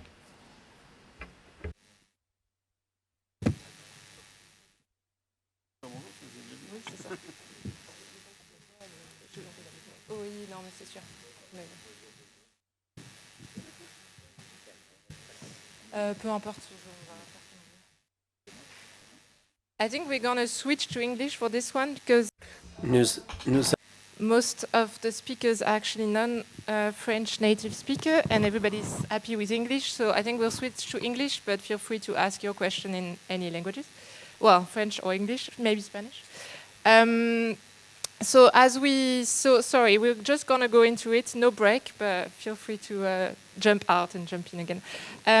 So we during the first panel, we already had a little bit of explanation on microplastic, and some of the solutions. So we talked about legislation, we talked about the role of the private sector as well. Some of the companies are doing great actions as well. And what we're going to focus now is the role of citizen science in finding solutions and in designing solutions. For some of you that may have been here yesterday, at the end of the day, we had two volunteers from Surfrider here in the region, and they did this walk all along the summer, and they collected a lot of data, including on pellets. And they did that following an OSPAR protocol, so a very specific protocol, so that the data could then be integrated in data collection. And you had like a meter square yesterday where you could find your pellets. So that's those kind of initiatives we're going to talk about. And before we go into the detail of some very specific projects, I would want to give the floor to François Galgani, who's going to give an overview on what are we talking about when we talk about microplastic, what's the state of the science at the moment. Thank you, François. Thank you, Justine. I will try to speak in French. I will make some effort for that. Je vais faire l'effort. I want to make an effort to speak in French. I have an ear problem, and by speaking in French, it'll help me to hear what I'm saying. So I'd like to go through the state of plastic in the world's oceans. To set the context, it's a very complex problem, and there's work carried out by the United Nations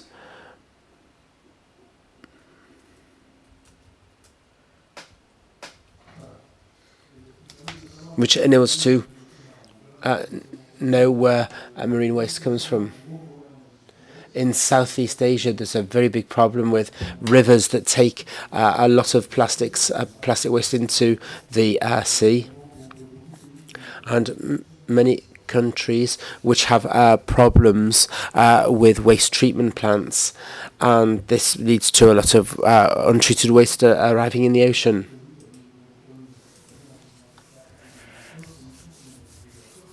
And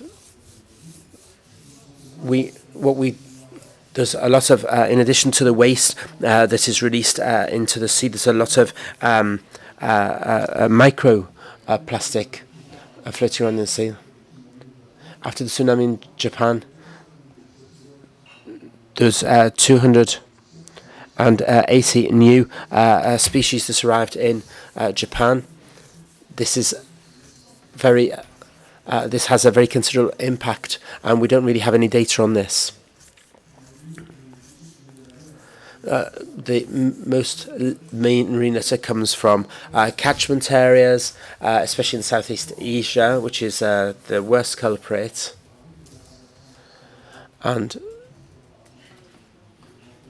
the Neve, and all of this leads to areas where waste accumulates. when we look at the amount of plastic that's floating it's not that because there's the density is not large enough to warrant fishing it out. But in the reality, and in the Mediterranean, for example, there's 10% more than in the Atlantic. If we see what we can collect from the surface of the sea, here you can see all the microplastics. You can see these various objects.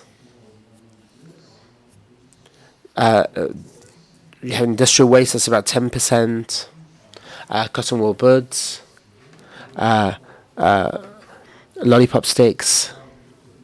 And if you look in under the electronic microscope, you can see things that are visible and others that are not. And the centre of the food chain, but they play a very major role. We need to put things into perspective. You can see here on the left the number and on the right by weight. On the top microplastics, on the bottom macroplastics. You can see that microplastics are bigger in number, but if you look at the weight, then there's more of them.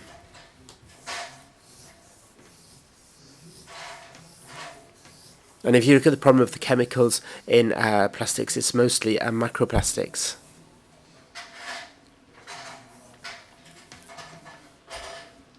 You can one of the new species can land on these plastic particles and be transported to other areas.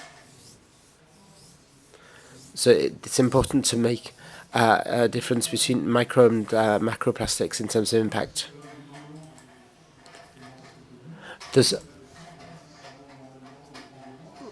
a lot of animals are strangled, for example. They may eat or ingest the plastics.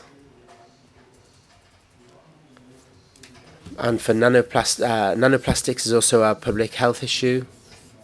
There's turtles or certain birds. And we know there are species, some species are affected more than others because it's not the same case as climate change. If the temperature of the water increases by several degrees, then it's a lot of habitats that will change.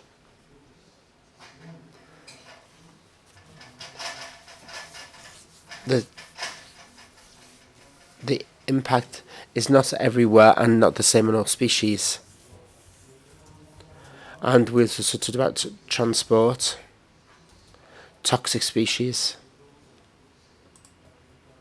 on pathological bacteria that could end up in the water.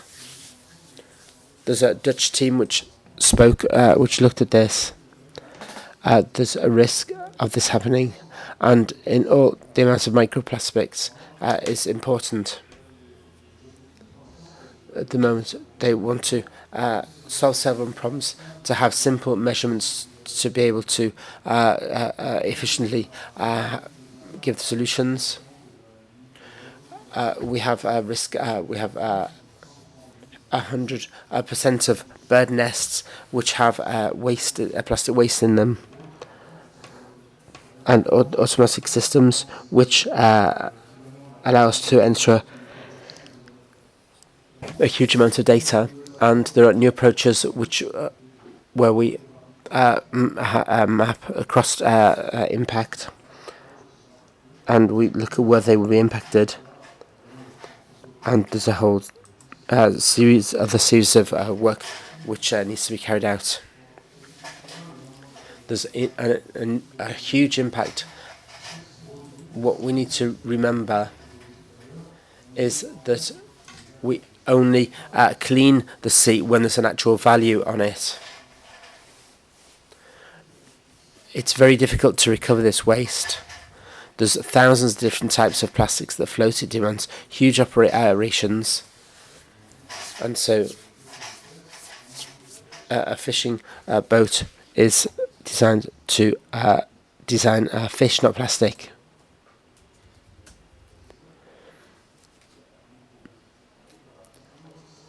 The cost is huge, 263 million euros a year in Europe alone. And provided there's there's money at stake, then people will react. In terms of research, we don't understand the plastic cycle at sea very well. Transport, degradation, etc. I'd like to congratulate the European Commission for its circular economy initiative. And plastics will be part of this in the future years to better understand the impact.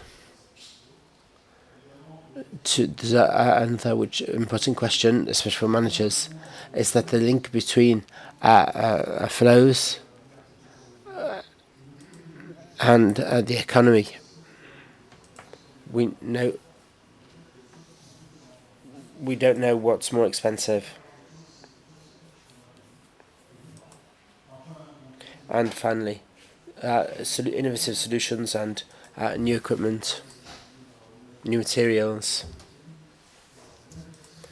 to have the same plastics but regulated differently, recyclable thousands of times. Of course, this will take time to develop, but there are ideas which are very interesting. And also, I wanted to conclude by saying that the importance of participative science, it's a rare example in terms of marine pollution, in terms of monitoring and all work that's being carried out. It's a rare example where everybody participates and plays an important role. It is everyday life, and so people understand this. I'd like to finish with a few images. A few months ago in the Mediterranean, on where 2% is actually kept on the surface. And even in the Atlantic, I've had the chance to dive in Caboton, and I've seen places where waste accumulates, and this is in the Mediterranean. Well, at a depth of 1,100 meters.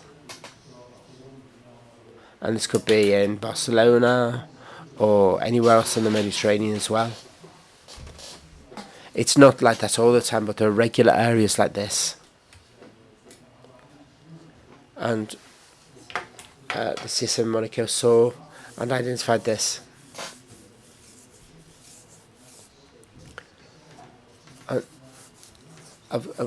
Because there's less oxygen at a very low depth, things deteriorate more slowly.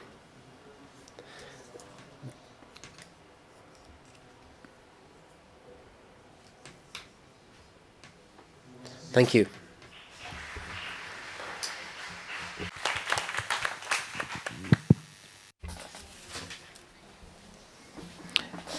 Thank you, François. Last images that just remind us why we are all here, I think.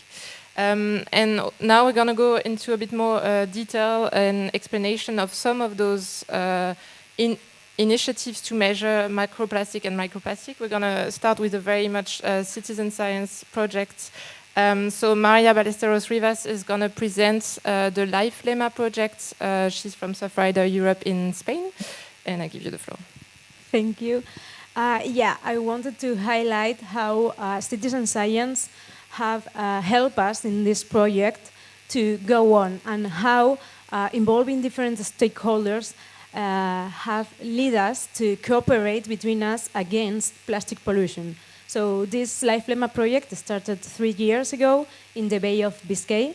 So mainly we are talking about, we are in the coast between France and Spain, so the Basque Country.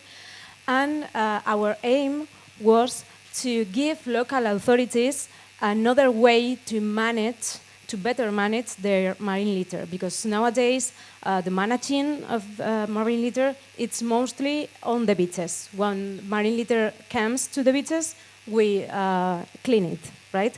So we wanted to go a step further and clean it while it is still on the ocean.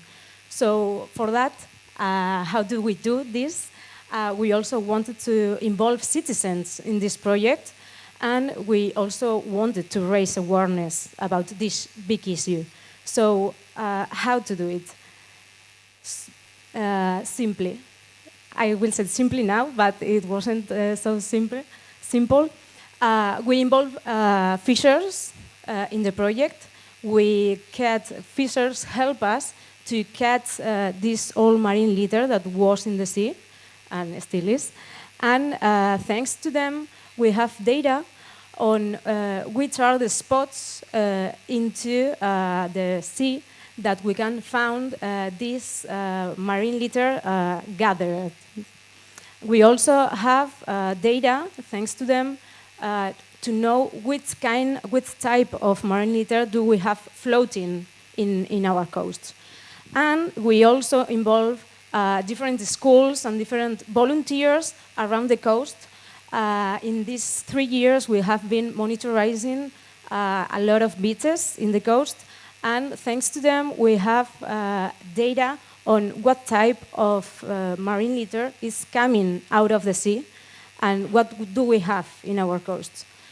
So finally, we meant to involve also people that were outside of the project. And we have these boats, these wooden boats, that people paint and people put messages on. And what we do is release them. We go offshore, and in an oceanographic campaigns, we release these boats into the sea. And then we wait. We wait and we see how marine currents and marine sea, marine wind, led these boats to the beaches. And the fun thing of the story is that a lot of people get involved into our project because if you are surfing in the beach, if you are having a rest on the beach, you can find one of these boats. We have a lot of information to contact us, and you can help us with the information or when did you find this boat, where, and this, and you can also stay with the boat. That people love that. So this way we can also have information from people that are not really into the project or not till then. So then, after that, we have a lot of data from citizens, and now we, of course, have to translate this data into knowledge, to know what is happening really with this, based on this data in our coast. So for that, we, of course, involve scientists in our project. We work with ASTI and Rivers Protect, France and Spain also. We also, of course, involve local authorities like the Biodiversity or the Gipuzkoa Provincial Council, and we have international experts coming to talk about different issues, like Mr. Ganani here was one of the participants also, to tackle, to know what is happening and how to do with it. So what I wanted to highlight, thanks to this cooperation between all these stakeholders, we now have a tool to predict where is going to gather this marine litter to go and fish for it, okay? Because before it gets to the beaches. And we also are managing to have, we have cameras on river streams to monitorize the marine litter, the litter that is going through the beaches and through the streams. We are working on an algorithm to tackle better this. And we also, of course, have now a deeper understanding of the marine currents and how marine litter is going on the Bay of Biscay. And I think that we all learn, we also I have to say that finally there were 28 tons of marine litter that we take out of the sea. So we also help to protect the oceans. And a main learning that we took is that only together is how we can face this global problem of marine litter. Thank you.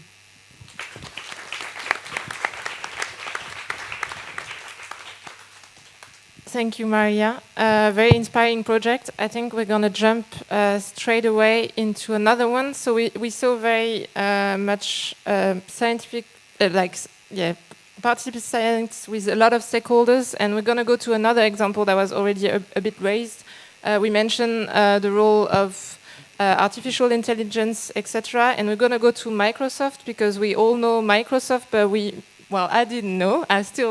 I'm going to learn how they're looking at artificial intelligence to help collect data on marine litter. So, Mark, up to you. Merci. Et French, as Microsoft. Thank you. Not going to use any PowerPoint. It's a very complex subject. The idea is to use artificial intelligence to try to identify and detect, to map a series of phenomena which affect climate change and the problems facing the planet. Surfrider is part of this initiative, which is called AI for Earth, technology for the planet, based on four themes: farming, biodiversity, climate change, and preserving the oceans, and the question of water. And this fourth, of course, they're all very much linked together, but in the fourth one, Surfrider Foundation has come to give its pitch, and with a project which is very simple, which requires technological resources. It consists of identifying or mapping the waste in rivers. As the Minister said, 80% of waste in the sea comes from rivers. And I was very surprised that the Danube transports a lot of waste into the Black Sea. So the idea is to map all this waste with a model, with modelling based on collected images from smartphones or GoPros placed on kayaks along rivers to collect this information, and through modelling to have feedback enabling this waste to be identified. And this links in with a second aspect of the debate, which is the involvement of everybody, because in this, behind this idea, we want to create an app which would be open source, open to everybody, where every citizen could identify. It's kind of crowdsourcing, and it's get as many people involved as possible. The project is built with young people who are dropouts et qui se sentent impliqués dans ce projet-là. And I'd like to mention something that's come from this project with the dropouts. Everybody's involvement is important. The technology is just there as a tool, but everybody should have access to it. And when we talked about October for the first pilot, it's something which should be able to be used by everybody to try to map. And this is where artificial intelligence with calculation power, algorithms, comes into play. And this enables us to, we're developing tools. But of course, if everybody isn't involved, then it doesn't matter what tool we have. And so this is where artificial intelligence can help us spectacularly. It's always said that technology is very simple if it's made to serve a project of general interest.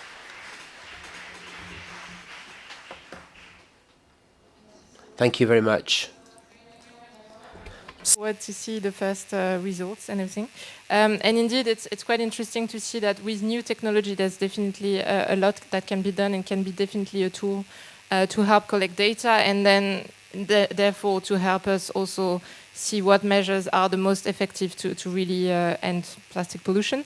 After the two great examples, I'm going to go back to the start. I started this with pellets. Which are those, they're also called mermaid tears or nurdles, and Tim is kind of a big fan of pellets in a way.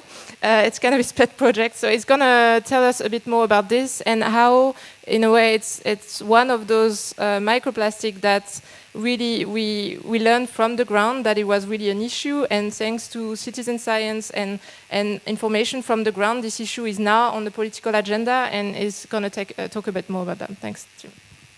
Hello, everybody.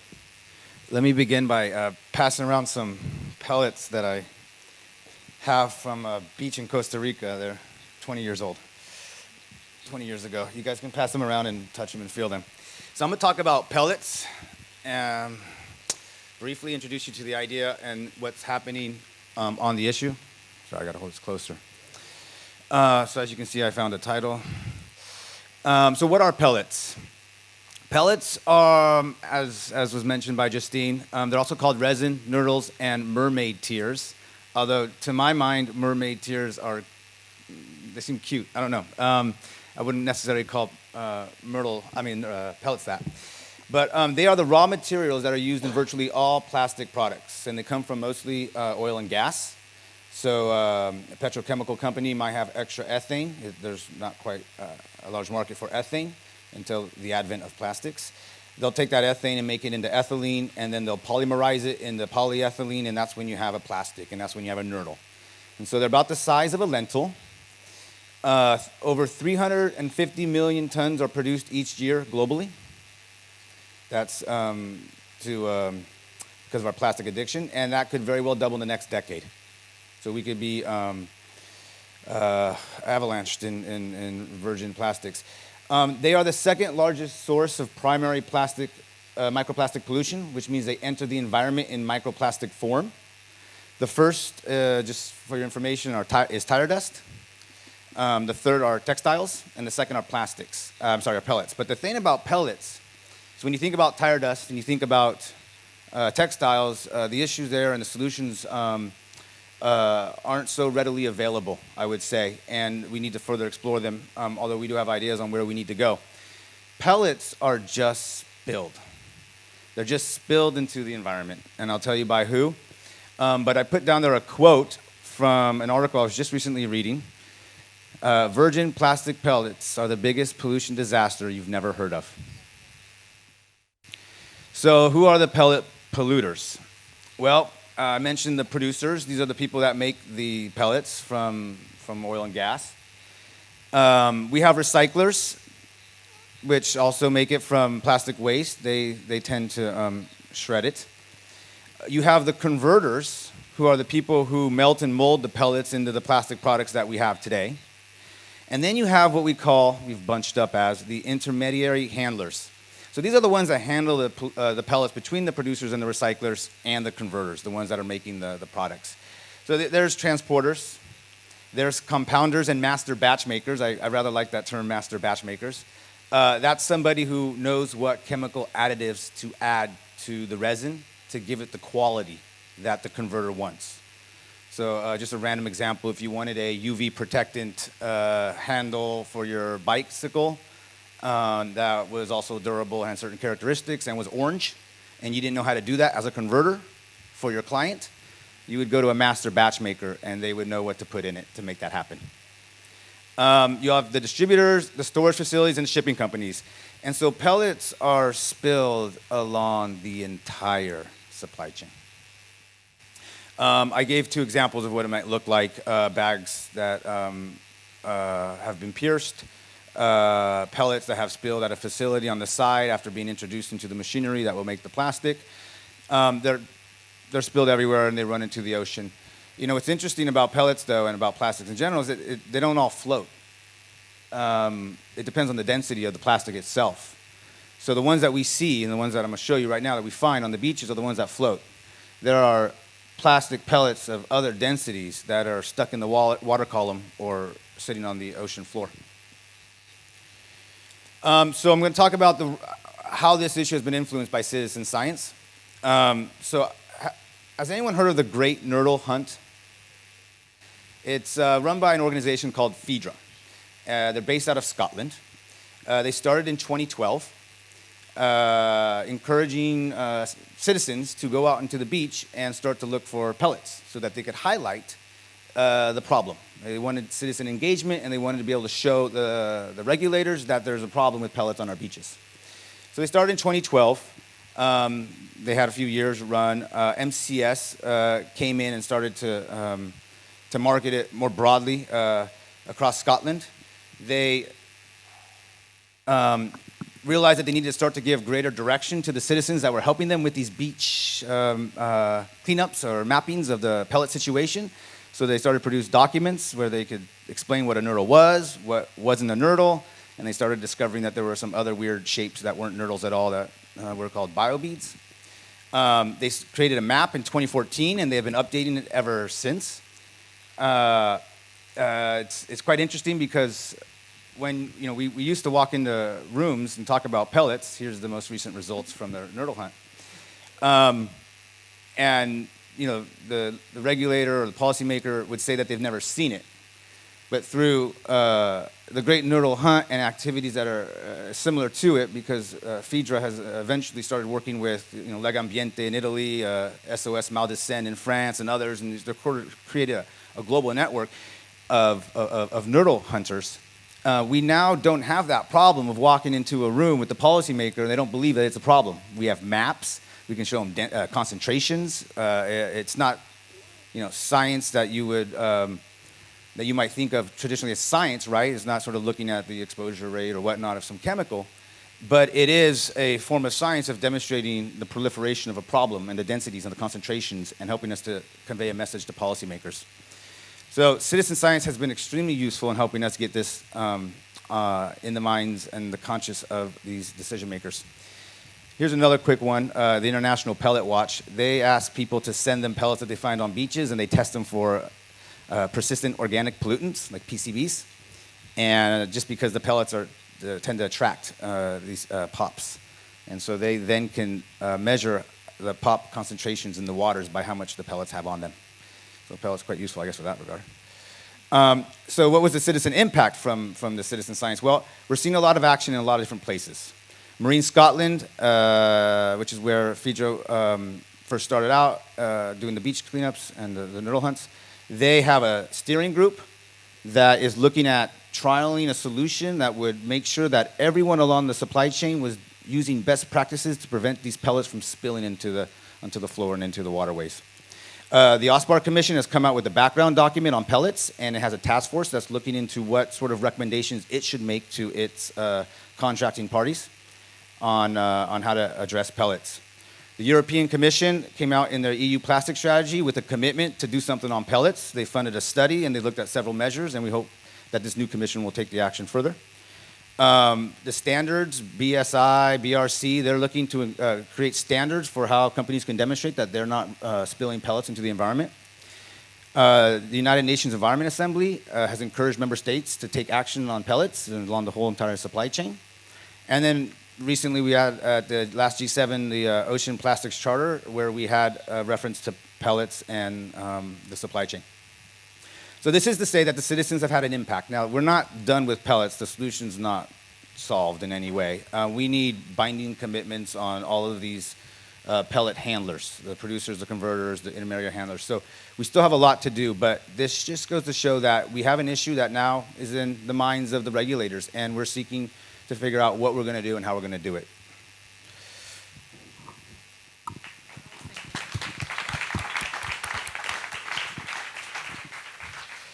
Thank you very much, Tim. A very clear, concrete example of citizen science showing where the issue is and going to the decision makers. And we're getting closer to the decision maker. Marco is going to be our last speaker. He works with the European Commission, the DG that is specifically working on research and innovation. And maybe taking a bit of a broader angle again, because so we had very clear examples of measuring some of the microplastics that are present on the environment and how participative science can work, can contribute to that, and how research can contribute to that. And I think Marco is also going to look at how research can help tackling the plastic issue all along the value chain, not only when measuring what ends up in the environment to take action, but also looking at eco-design and everything else. Thank you. Thank you. Bonjour. Je vais parler après en anglais. I'm going to speak in English in a minute, but I just wanted to say a few words in French. I'd like to apologize because as the last speaker, I don't want to repeat what's already been said. So you see, I go through certain things very quickly because we've already talked a lot about them. And I'll try to keep things as brief as possible. The major question is, what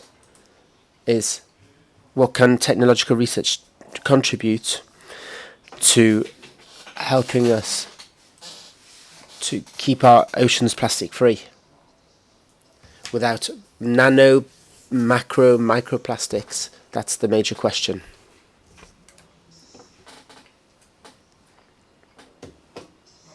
Here we have an issue with Microsoft and Apple. And, yeah. And I started on Microsoft.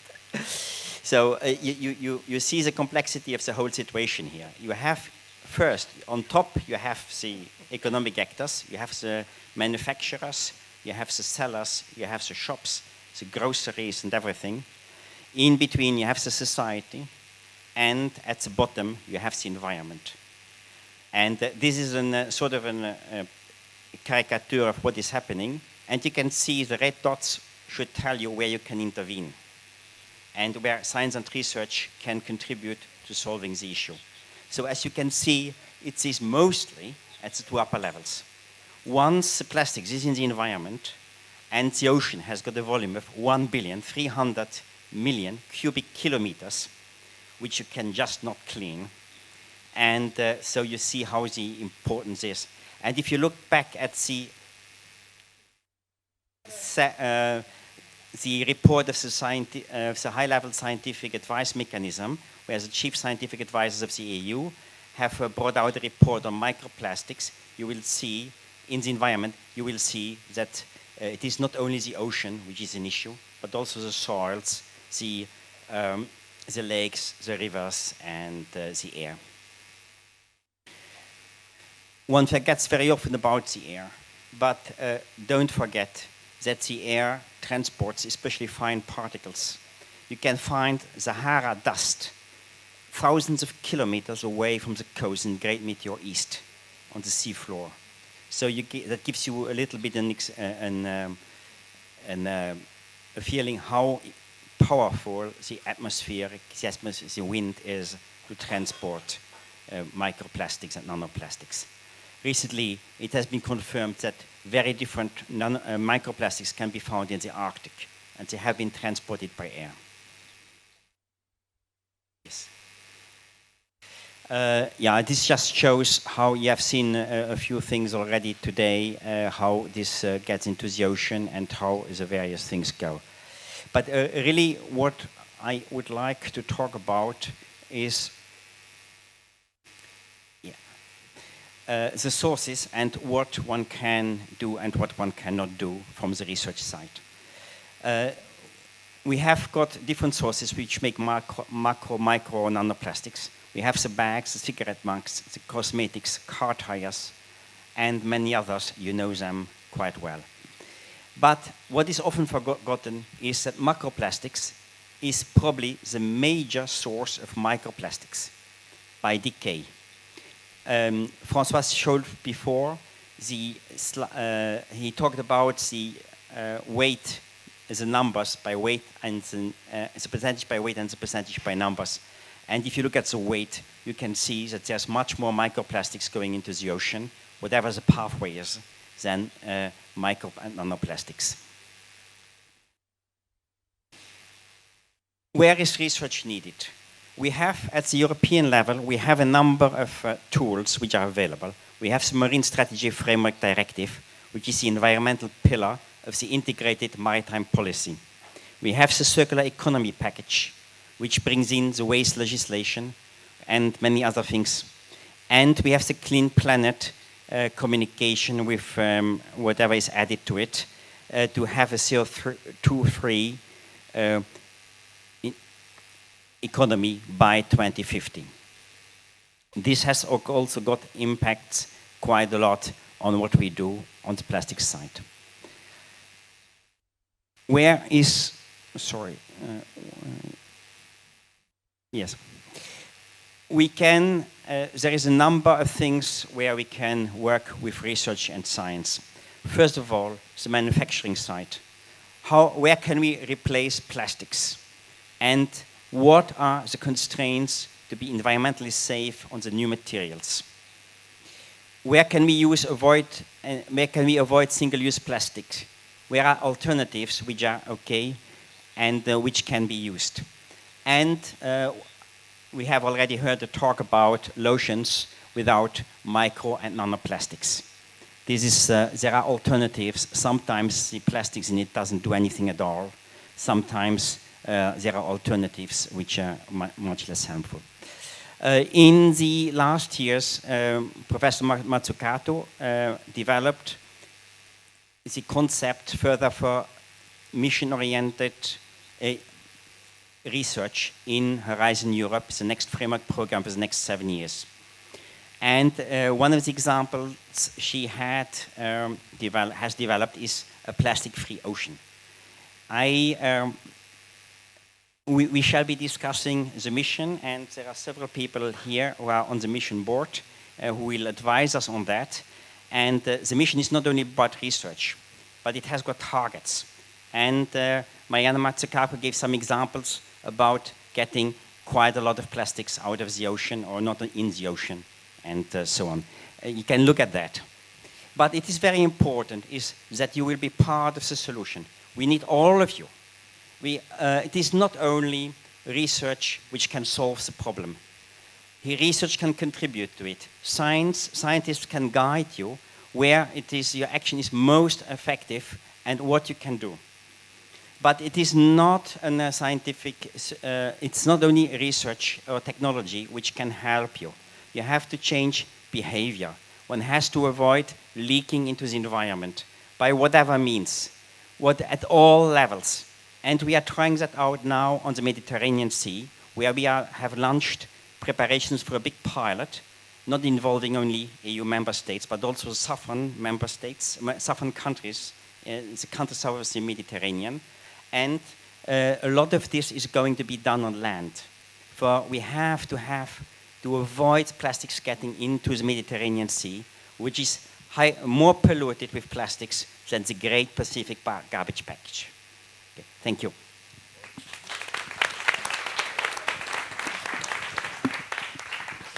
Merci Marco. Et je voulais juste dire. Thank you, Marco, and thank you for the team who managed to reconcile Microsoft and Apple at the back.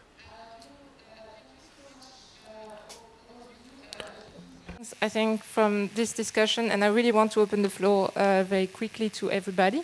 It's like we see that the importance of people working together, I would say, from citizens to companies that may have the technology with the support of funding from public authorities, etc. So I think this is a very important part from this panel.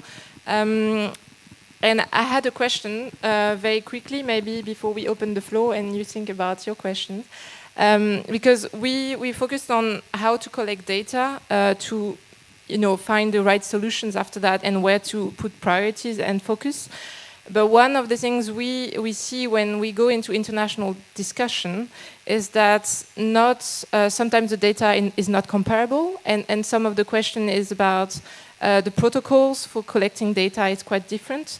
And even with citizen science, we see that sometimes they follow different protocols. And I was wondering maybe whether you could tell us a bit more, François, about the work that is maybe done at the international level to try to harmonize the data and have common methodologies. Thank you.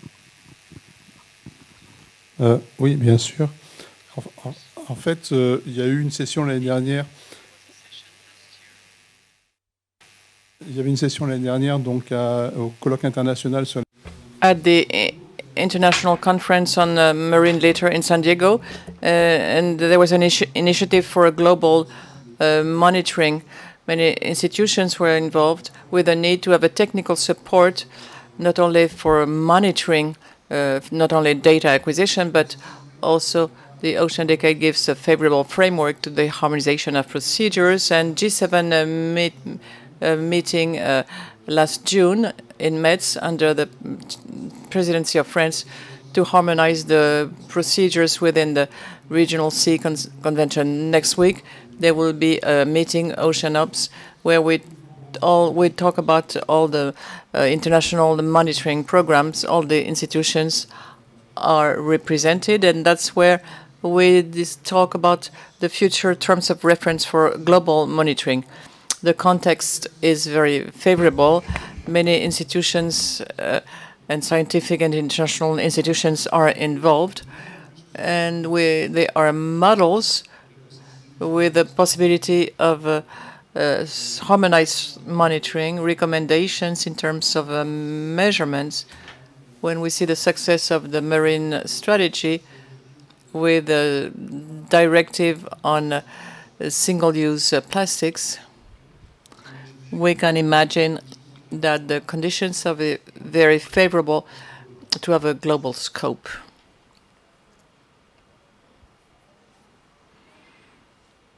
On the floor. At the back.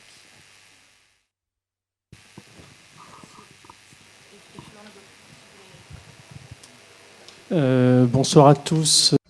Good evening. My name is Hervé Millier.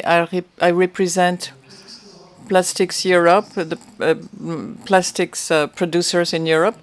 So it's not really a question, it's more a statement.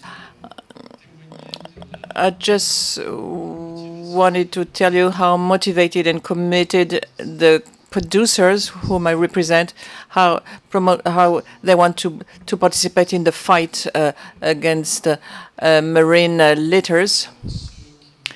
And we are those that concern us most, the plastic pellets which are produced in our plants and transported and processed and transformed. And once in a while they escape us. Through our commitment appears in the program you mentioned, which is called Operation Clean Sweep.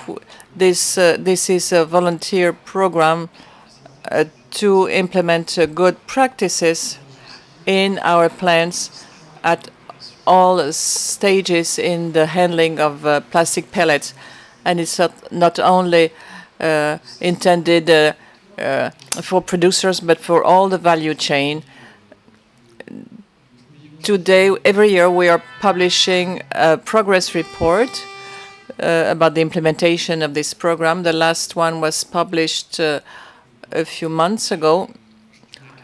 Today, most members of our association signed this this commitment, and it's a priority in our industry.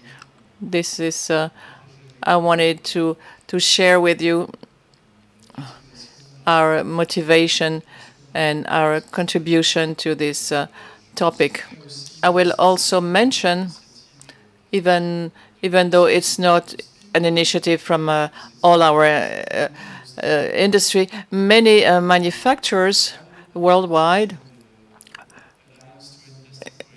it's called Alliance to End Plastic Waste. You may have talked about it earlier. It's intended to to fund several projects to fight marine litter and plastic litter at sea. The opportunity to team on pellets, I would be happy to say a word about the alliance, but if you want. Plastics Europe, thank you for your efforts on pellets in trying to get your membership to sign up and implement Operation Clean Sweep. We see those efforts as needed. We're of a notion that we shouldn't keep them voluntary. These need to be obligations on the companies themselves, so there's no free riders, so that we can have a minimum baseline of measures taken to prevent pellet loss, spillage, and so hopefully we can go down that road together.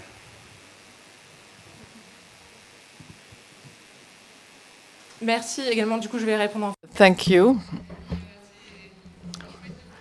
It's very nice to have you here. If you get together with Tim, maybe we can continue talking about pellets around a glass of wine. About the alliance, we haven't talked about it today, really.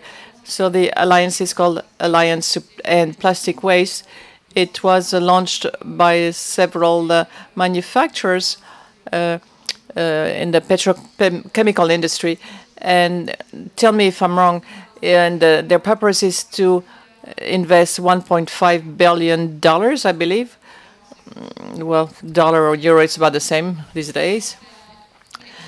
To help several countries, those where litters end up on the coast, to help them manage their waste.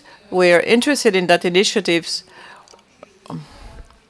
I didn't introduce myself. My name is Justine. I work for Racing Plastic. It's a coalition of NGOs working on the European policies on plastic, which is part of the Break Free from Plastic movement.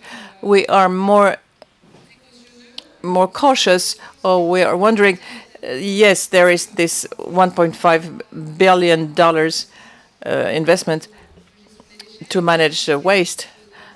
The question is what type of treatment, reuse, incineration, or what?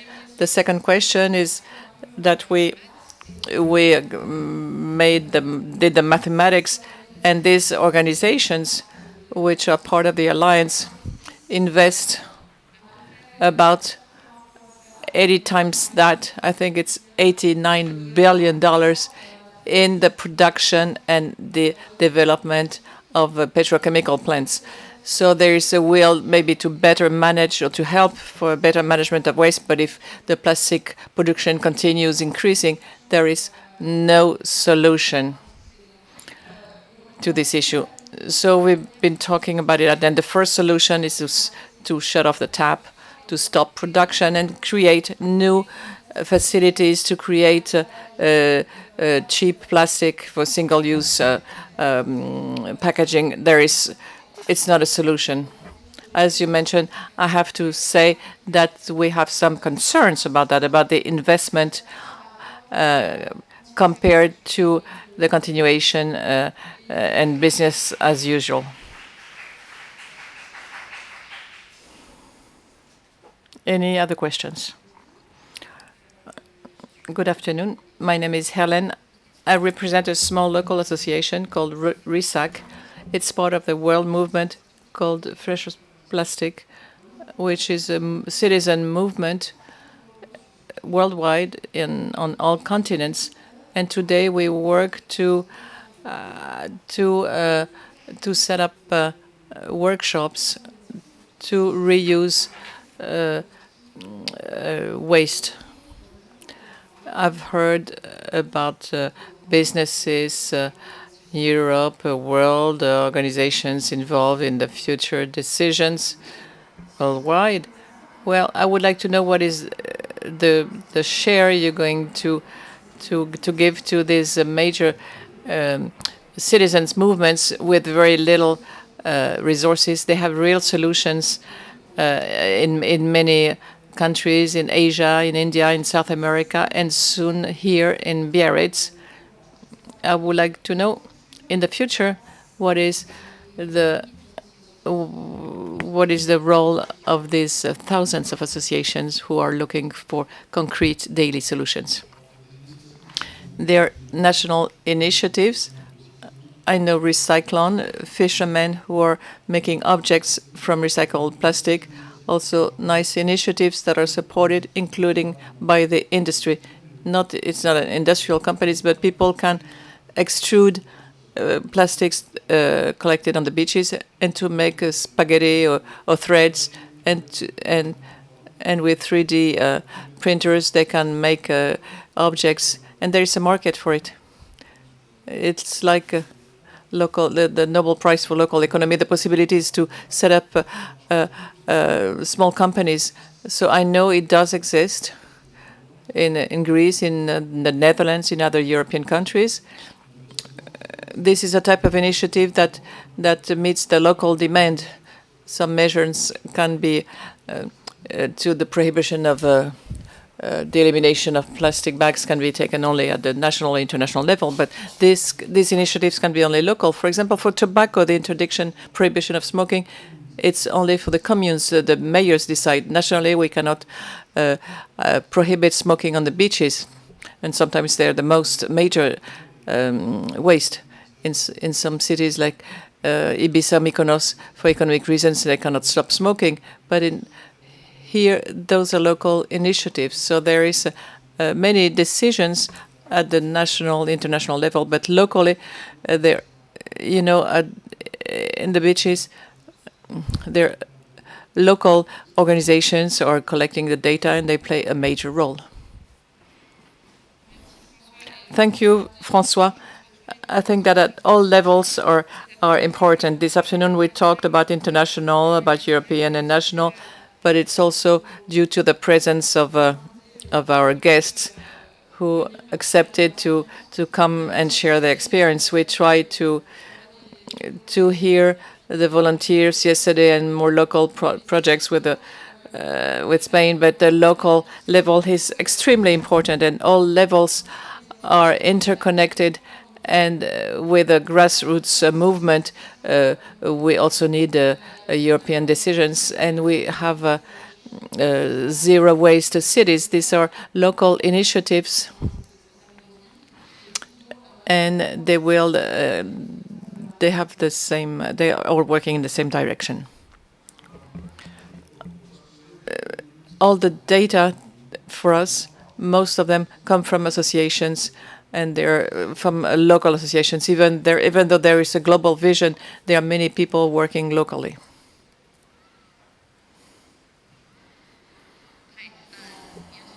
Surfrider Foundation US, and one thing that we've been struggling with, which I see as a subset of microplastics, is microfibers. So what comes off of your clothes and into the waste stream and into our waterways. And I'm wondering if any of you have dealt with microfibers specifically, and specifically any solutions you'd recommend. I do not purport to be a microfiber expert in any sense, but there was a study that came out on non-intentionally added microplastics that make their way into the European waters that was commissioned by the European Commission. And I mean, one of the reasons why I like pellets is because we can solve that overnight. By using best practices, but textiles, the challenges because of the prevalence in our clothing and everywhere are different. And so there's filters that we need to talk to the manufacturers about installing in the washing machines. That's one. There is a conversation which we need some further research on whether it is true that half of the lifetime microfibers come out in the first 2 washings. Because if so, we could pre-wash half the problem away. Then there was the sewage treatment plants and what sort of measures they could take to get whatever comes through. So we have to turn over our washing machines and talk to manufacturers and get, as a matter of practice, certain filters installed. We need to see to what extent we can get rid of lifetime microfibers at the production level when we produce the textiles by having pre-washes. And there are some things that are being considered for the sewage treatment, but that's further down the road, and ideally we could get it more upstream. So those are the measures I'm aware of on textiles, and it came out in a report that I'd be happy to share. Just one point more. I mean, our minister introduced the session today, the 2 sessions, and she said that there will be in the declaration 1 chapter on fashion, that is the second most polluting. And they are planning to start something together with the most important companies to reduce, I mean, the generation of fibers from textiles, and that's one point. I forgot the most obvious solution is we all move to cotton.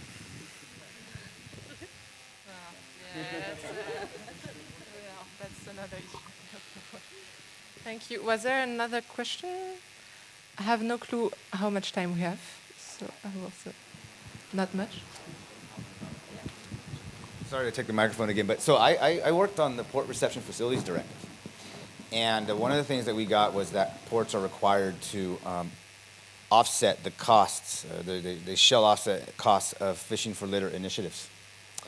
And one thing that we were able to get and fought for is that they shall also report to the commission monitoring data on what they find.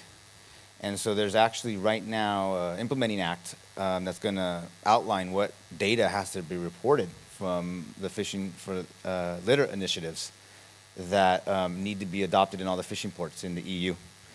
And so I wasn't aware of what you guys were doing. This seems like exactly like the kind of information that I would need to pass on to them and sort of think about. So I was wondering if you could just say a few words about what you guys monitor, the type of data, brands, quantities, how you divide it up and whatnot.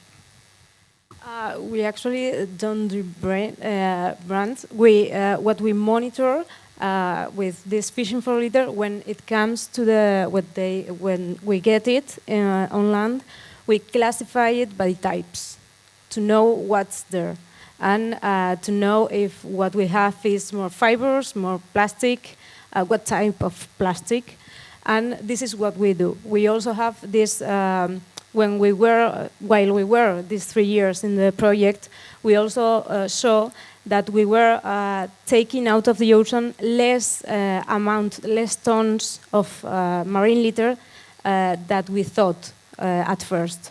So that's when we start looking for microplastics, because as Galganis was at first, the tons on plastic, the weight, it's higher, but it doesn't have to be that there is no, for example, here in the Gulf that we were, in the coast that we were researching, we find out that the tons that we were taking out of the sea were mostly in the part of France, but not in the Spanish part. So there we start looking for microplastics, and we are researching on it. And about the beaches, we also we are working with the OSPAR protocol. So we short with the list of the OSPAR protocol, and we also give this monitoring, this data to the OSPAR and to the Spanish ministry to have, for them to have all this data.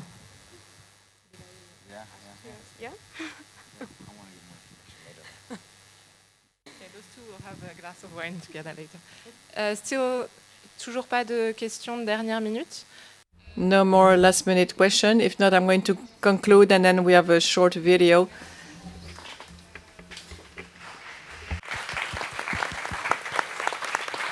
On a eu Thank you. We've had some very inspiring examples on participative. I think you'll all be able to start doing your own collections now, and it's not work in vain. It's something which is very, very useful indeed to determine the best measures to counter plastic pollution. We're going to finish with a small video which goes back over the project which was mentioned by Mark, which is a Surfrider Europe River and Input project, which measures microplastics and plastics in rivers, on which Microsoft is also working. So don't leave the room. We'll then have a small conclusion with the European Commissioner, and Catherine Chabot is here with us.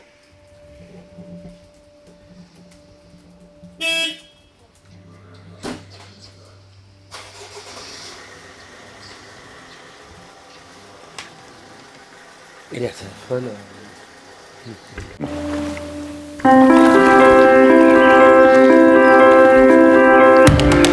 En réalité, la majeure partie des déchets que l'on retrouve dans l'océan provient de l'intérieur des terres et est transportée par les cours d'eau. Alors pour vaincre cette pollution plastique, on a besoin de réaliser un état des lieux, une cartographie de la pollution plastique des fleuves et des rivières. C'est pourquoi j'ai créé un programme au sein de Surfrider pour cartographier cette pollution grâce à une application de géolocalisation des déchets. Cette application, accessible à tous, permet la création collaborative d'une carte qui localise précisément les territoires contribuant le plus à la pollution plastique. Nous avons déjà récolté des données sur plusieurs sites en France. Et l'objectif maintenant, c'est de venir compléter cette carte pour agir efficacement sur les zones qui sont le plus touchées. Il est temps de stopper l'invasion plastique et vous pouvez y contribuer.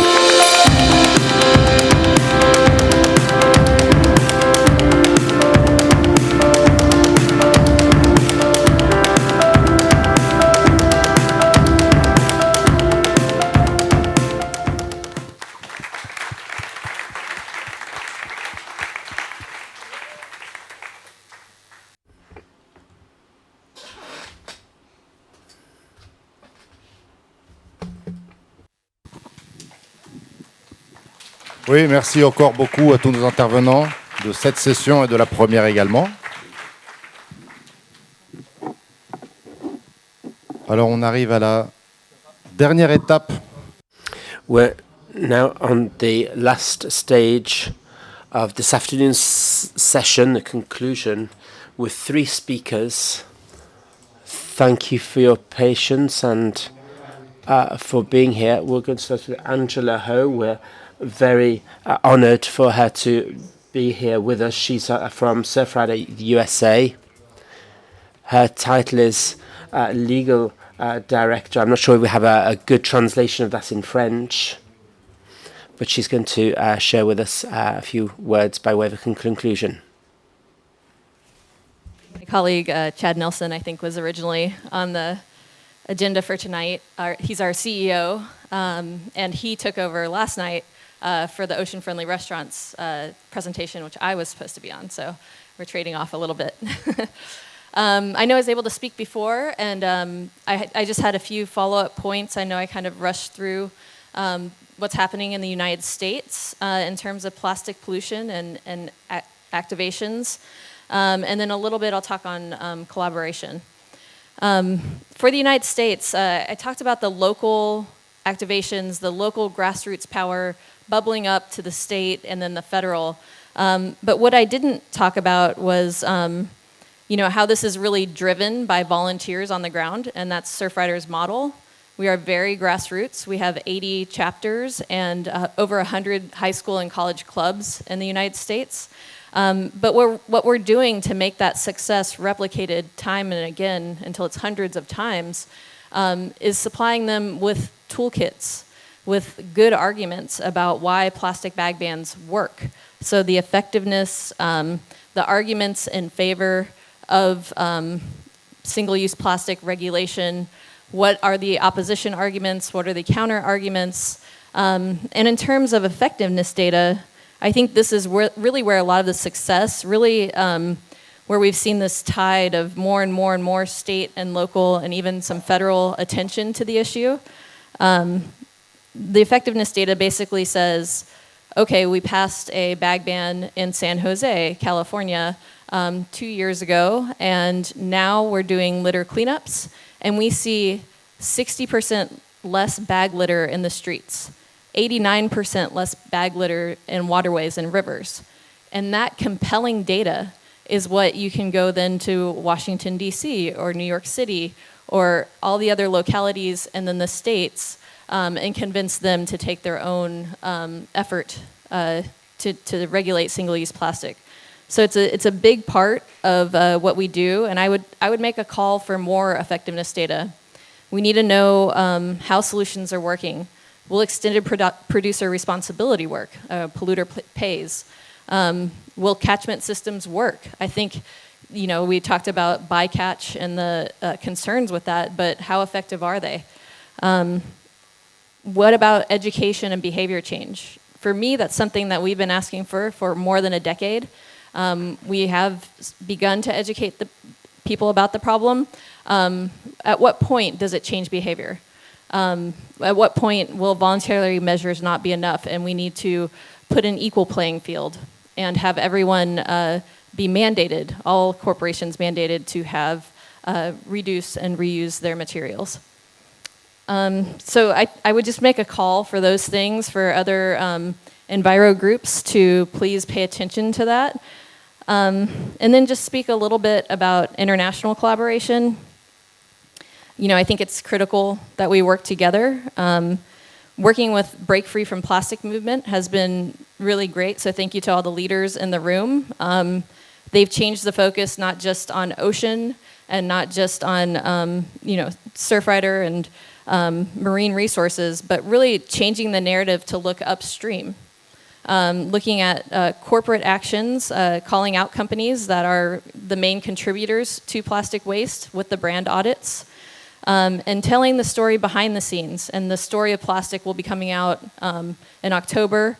And that really goes a little bit deeper into environmental justice concerns, into concerns about what the Basel Convention addressed, where are we shipping this plastic?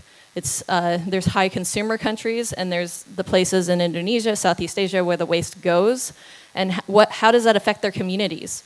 How are children being fed off of a cement kiln that's using plastic to fuel it instead of wood? In Texas, where are they putting new plastic production facilities? In very low-income neighborhoods where there's already instances of asthma in children and adults, and how does this lead to health effects of already impacted communities? So these are all things that we need to work on internationally. We need more collaboration, and we've done a really good job of it so far. And then, you know, with the G7 coming in a couple of days, just we have to assess what can we get done at that international level. I've been doing a lot more at the local level, at the collaborating with other NGOs level, you know, changing the narrative, helping people understand this does contribute to climate change. This does impact low-income communities. It's more than just the litter on the beach, although that's where we started with it. But how will that move on the international level, and what can we expect from the G7? And we had a really encouraging talk with the French Minister of the Environment, Elisabeth Borne, and thank you so much for setting that up. Really, and Tidia, Florent, the whole Surfrider Europe crew has done an amazing job. So kudos to everyone for pulling that together. And you know, she said, I posed the question, what can we do? How can France and Europe maintain leadership on this issue? Because there are places like the United States who have done a lot of lip service and talked about being leaders, but haven't necessarily done it at the federal or international stage. And you know, she replied that everything that happens really does need this local level of support everywhere. That there will be international commitments, and France is dedicated to becoming and maintaining leadership there. But what they still need is everyday citizen to talk to each other and to help your parents and your siblings and your cousins understand why plastic pollution is harming our earth and what we can do about it, and then support these initiatives when they come up. It's not totally up to the individual. It's not individual responsibility. We need legislation. We need a deeper understanding, a change in narrative. We need corporations to change. And we need local activation. But that happens very much at the local level in these local communities like Biarritz, who are willing to take that step forward and be the leaders. And then finally, we did talk about how this issue is more and more cross-cutting. It overlaps with climate, it overlaps with environmental justice, and a new way of living. So I think tomorrow we'll talk a little bit more about climate, and just a sustainable use of resources. And the more I see this, plastic pollution, single use, the more I think it's just about rethinking the way we're living every day. Do I need to take a car here? Do I need this extra bottle of Gatorade? What is this doing to the planet? How can I rethink my daily life? How can we rethink our resources as a global environment and then make the change that we want to see in the world? Thank you very much again, Angela, for being with us. Coming from so far, sharing your experience, I just maybe wanted to say happy birthday, no? Because today it's the Surfrider US is celebrating its 35th anniversary. So happy birthday to Surfrider US. Deuxième temps de conclusion, notre... Second conclusion from Kamenu Vela from the Commission. He's going to be with us, but he sent us a short video. Thank you for once again giving me the opportunity to speak to you today. All week you have been sounding the blue alarm. A great title and appropriate words for the Ocean Pavilion. Surfrider has been a valuable partner for me throughout my whole mandate. We have shared platforms, we have exchanged ideas and memorably met on the Belgian coast to join in a beach cleanup. This weekend is a chance for you to celebrate the ocean, but it is a moment to underline how urgent is the need to protect it. As I always like to say, we do not inherit the sea from our ancestors, we borrow it from future generations. And we need to protect these generations' right to a clean ocean. As I finish my mandate, I will return back to Malta, surrounded by the Mediterranean. I will have my own childhood memories of that sea. But I will also have the memories of the challenges we have faced since I grew up. Overfishing, plastic waste, agricultural pressures and competition for space all create pressures. That is why I have made ocean protection a priority. In the European Commission, I have spent 5 years working very hard to protect it. For our fish and our fishermen, for our beaches and coastal towns.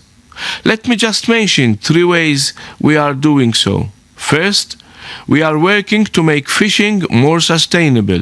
In 2017, we signed the Medfish Forever Declaration. For the first time, all Mediterranean countries to the north and to the south signed up to work for the same objective: healthy, sustainably fished stocks. Second, we are boosting the blue ocean economy because we know that the sea is about much more than fisheries. And third, we are working to keep our beaches, our coastlines and waters healthy. We have pushed to introduce new marine protected areas, allowing fragile ecosystems and fish stocks to recover. We are taking action to reduce litter at sea and on our beaches, from lost fishing gear to plastic cutlery and straws. And we are encouraging all vessels entering EU ports to bring ashore their waste rather than releasing it into the sea. On the international level, we are starting our latest round of negotiations at the United Nations in order to protect biodiversity beyond national jurisdictions. I am very proud of the international leadership role that the European Union is playing. We are still building an international consensus around the need to protect the ocean. We are doing so with a fundamental belief in the value of the international order. Recent ocean partnerships signed with China and Canada illustrate our reach. Lastly, we are doubling our efforts to emphasize the link between ocean protection and slowing biodiversity loss. Thanks to Europe's efforts, the link between our activities on land and the consequences under the sea are greater than ever. Thank you to Surfrider. We can be certain that we will continue to sound the blue alarm. Have a productive and a memorable event. Thank you.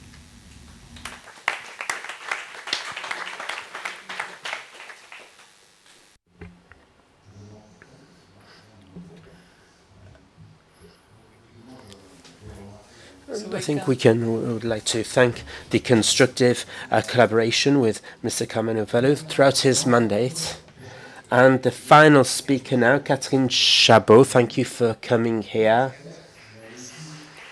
She has a lot of positions, but she's a newly elected MEP, and as a representative of Ocean as Common. And I will let you conclude. Thank you to you, and thank you to all the Surfrider team. I have several positions because I'm still a sailor. I stopped competing 18 years ago, and I'd like to give a rather committed conclusion because I'd like to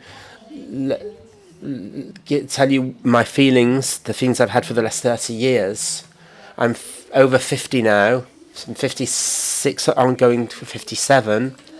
There were two major events in my two basic, very important events in life, which were behind my commitment. And if I'm now an MEP, it's probably because of these two events. The first is I'm not a surfer, but it's the emotion I felt as a child when I went diving for the first time. My father was passionate about the sea, and he did diving. He went underwater hunting, and I went whenever I could with him. And the first time I went, I discovered that the sea was living. When we observe the sea close by, surfers should also see that it's but when you dive, when I was doing some Roscoff with fabulous biodiversity, it was a very emotional moment for me. The second emotion that I felt was about 30 years ago when I first crossed the Atlantic and solo. It was the Mini Transat, which takes place every 2 years, and will start again this September. I could already see plastic on the beaches. I could see it when I went diving. I could see pellets. And I'm very glad that you were able to talk about that today. But to be in the middle of the Atlantic, swimming in a bath of polystyrene was terrible. We're very close to the ocean when we're sailing, and we can see what's happening there. And to find myself surrounded by this polystyrene and plastic was very shocking indeed. And I thought, where are the polluters? I felt very responsible individually and collectively. I thought, how have we got to this point? And it's that feeling that I've had for the last 30 years, and which I still have. And this is why the motion must be recognised as a heritage of humanity.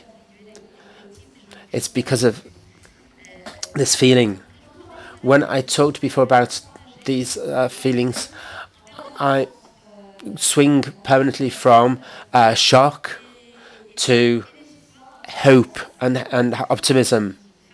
As I'm an optimistic woman, over the last 30 years, it's optimism and hope that have driven me, luckily.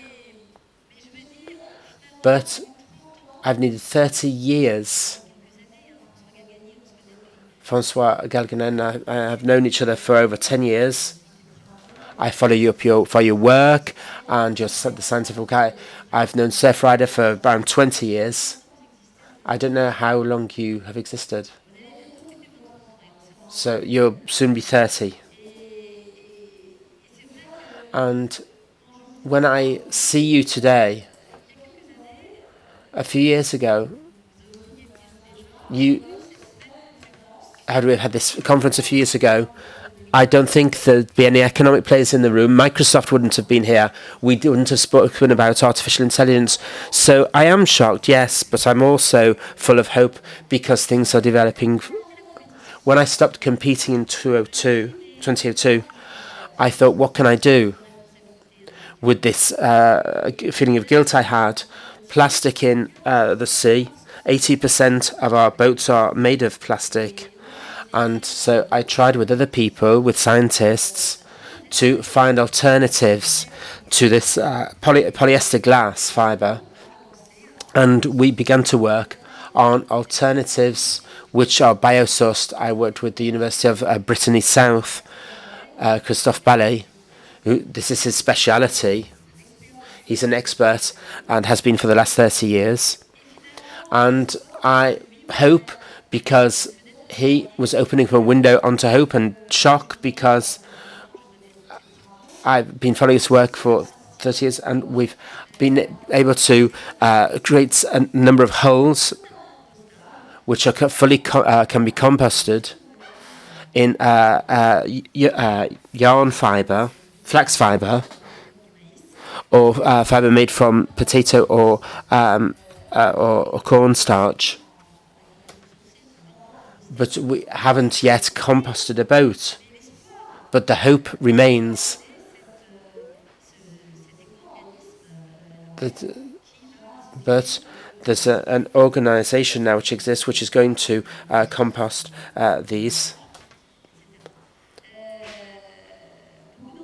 A lot of enthusiasm when I look at this project, and disappointment as well. So we need time. Today, if I saw this plastic in the ocean, 30, and there's only 20% on the surface. So what's happened over the last 30 years with 8 million tons per year, you can see how much time we've needed to react. So progressively, my commitment, I thought I'd acted on the field, but I also wanted to support the work of associations, and that's where my hope came back. A few years ago, one of the first I was supported was Isabelle Poitou with her Macarthur Association. She was interested. She wasn't originally a scientist, but she did a thesis about waste at sea because she thought it was an interesting marker of society.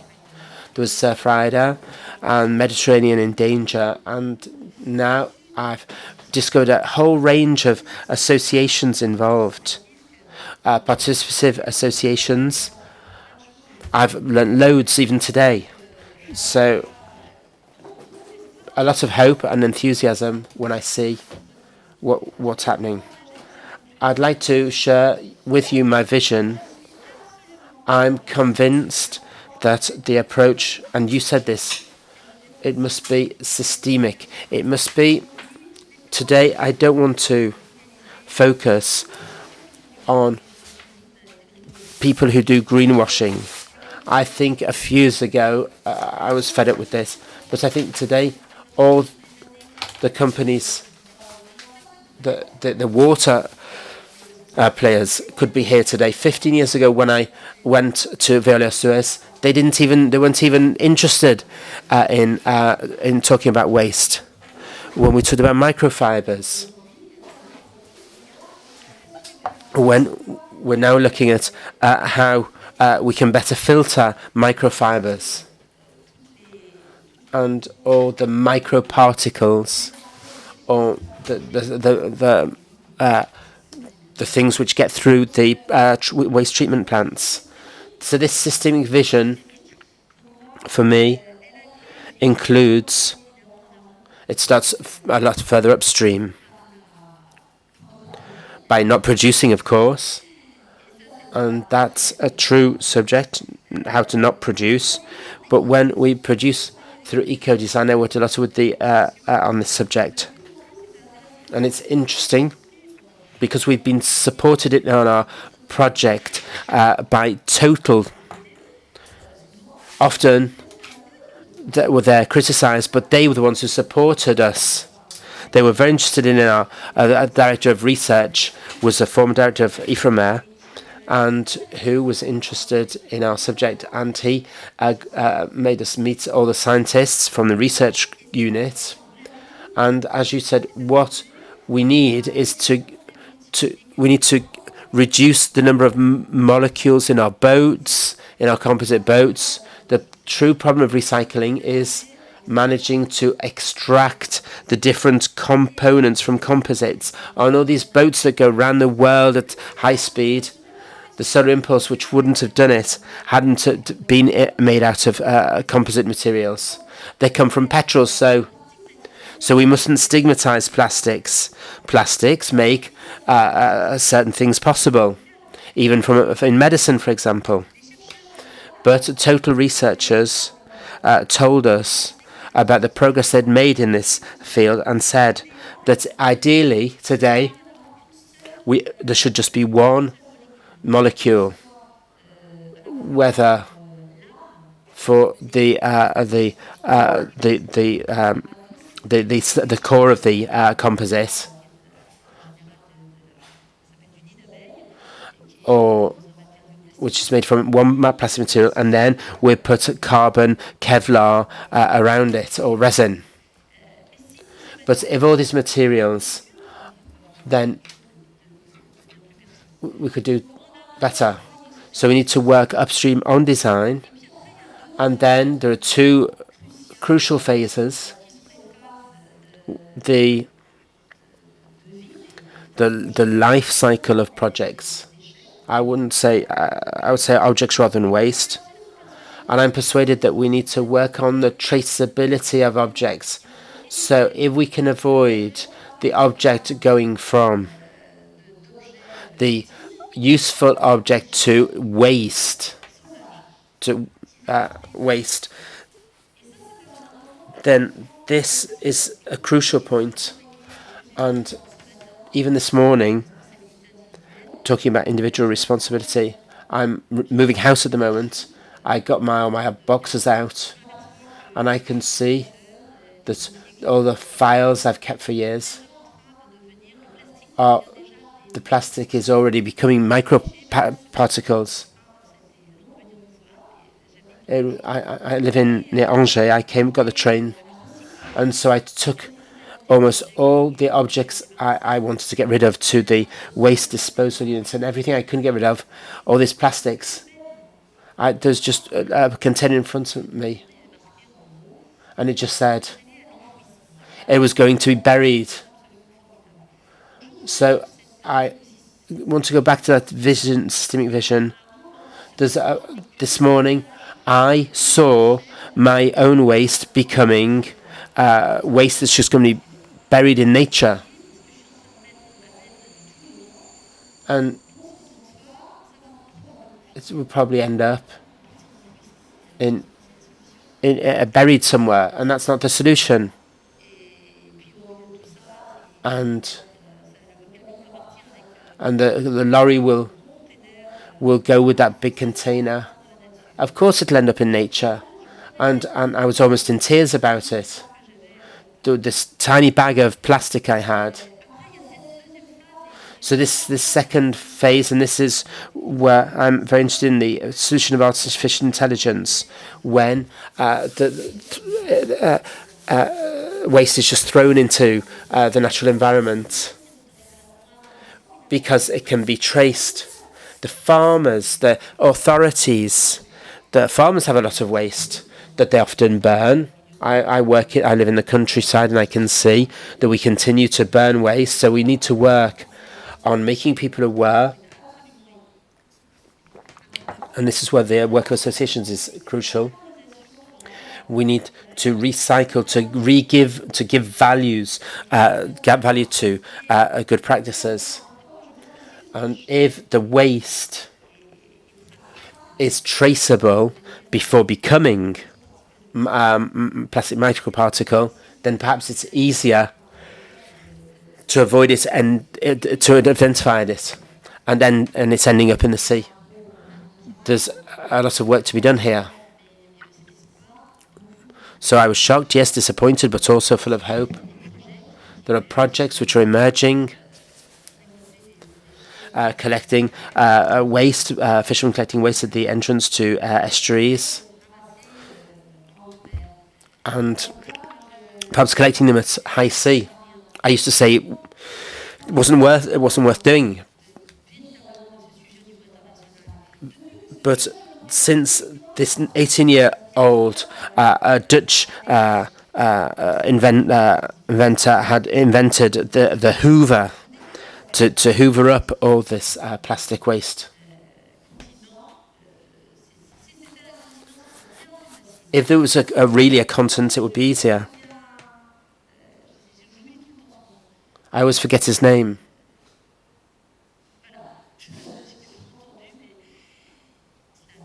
Slad. He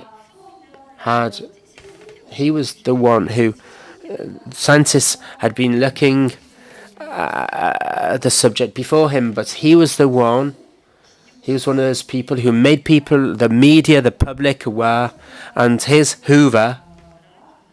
I hope it's going to be useful. But it doesn't really matter because I've seen, he will feel responsible, and they will be part of it. So this is the systemic vision I share. Why should the ocean be seen as a common heritage to humanity? If we can make people understand, everyone understand on the planet, perhaps I'm very over-optimistic here, that each of us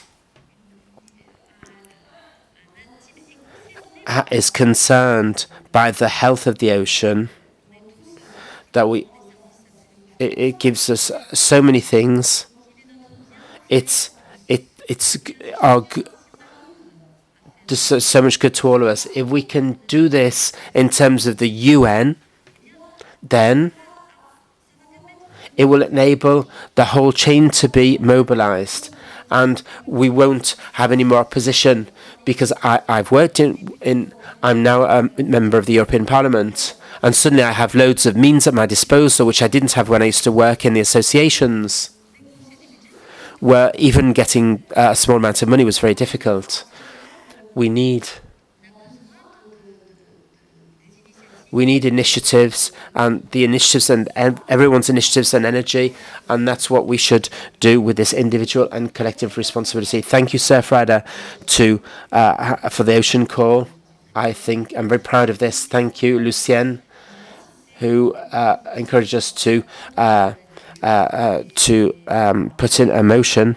And as an MEP, I have a question for all the speakers here. I hope you'll come and see me afterwards with Pierre Kaleskin.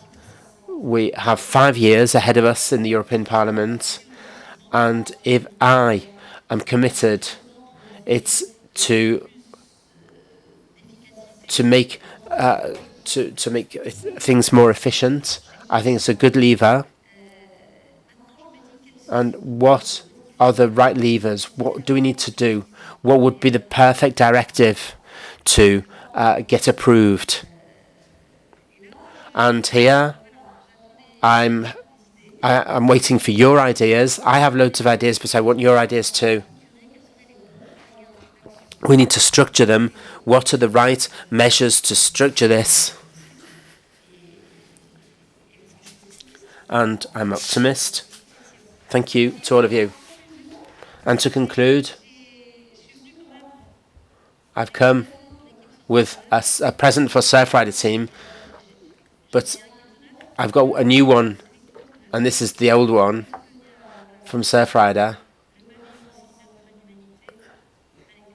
I want to give this to Surfrider.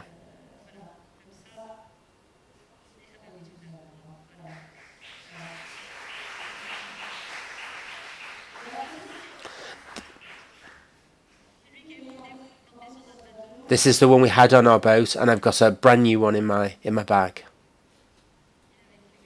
Thank you. A big round of applause, Catherine Chabot, for that conclusion. As usual, we like to finish the event with a friendly moment. And it's time for the cocktail. Sorry for those who are following by streaming.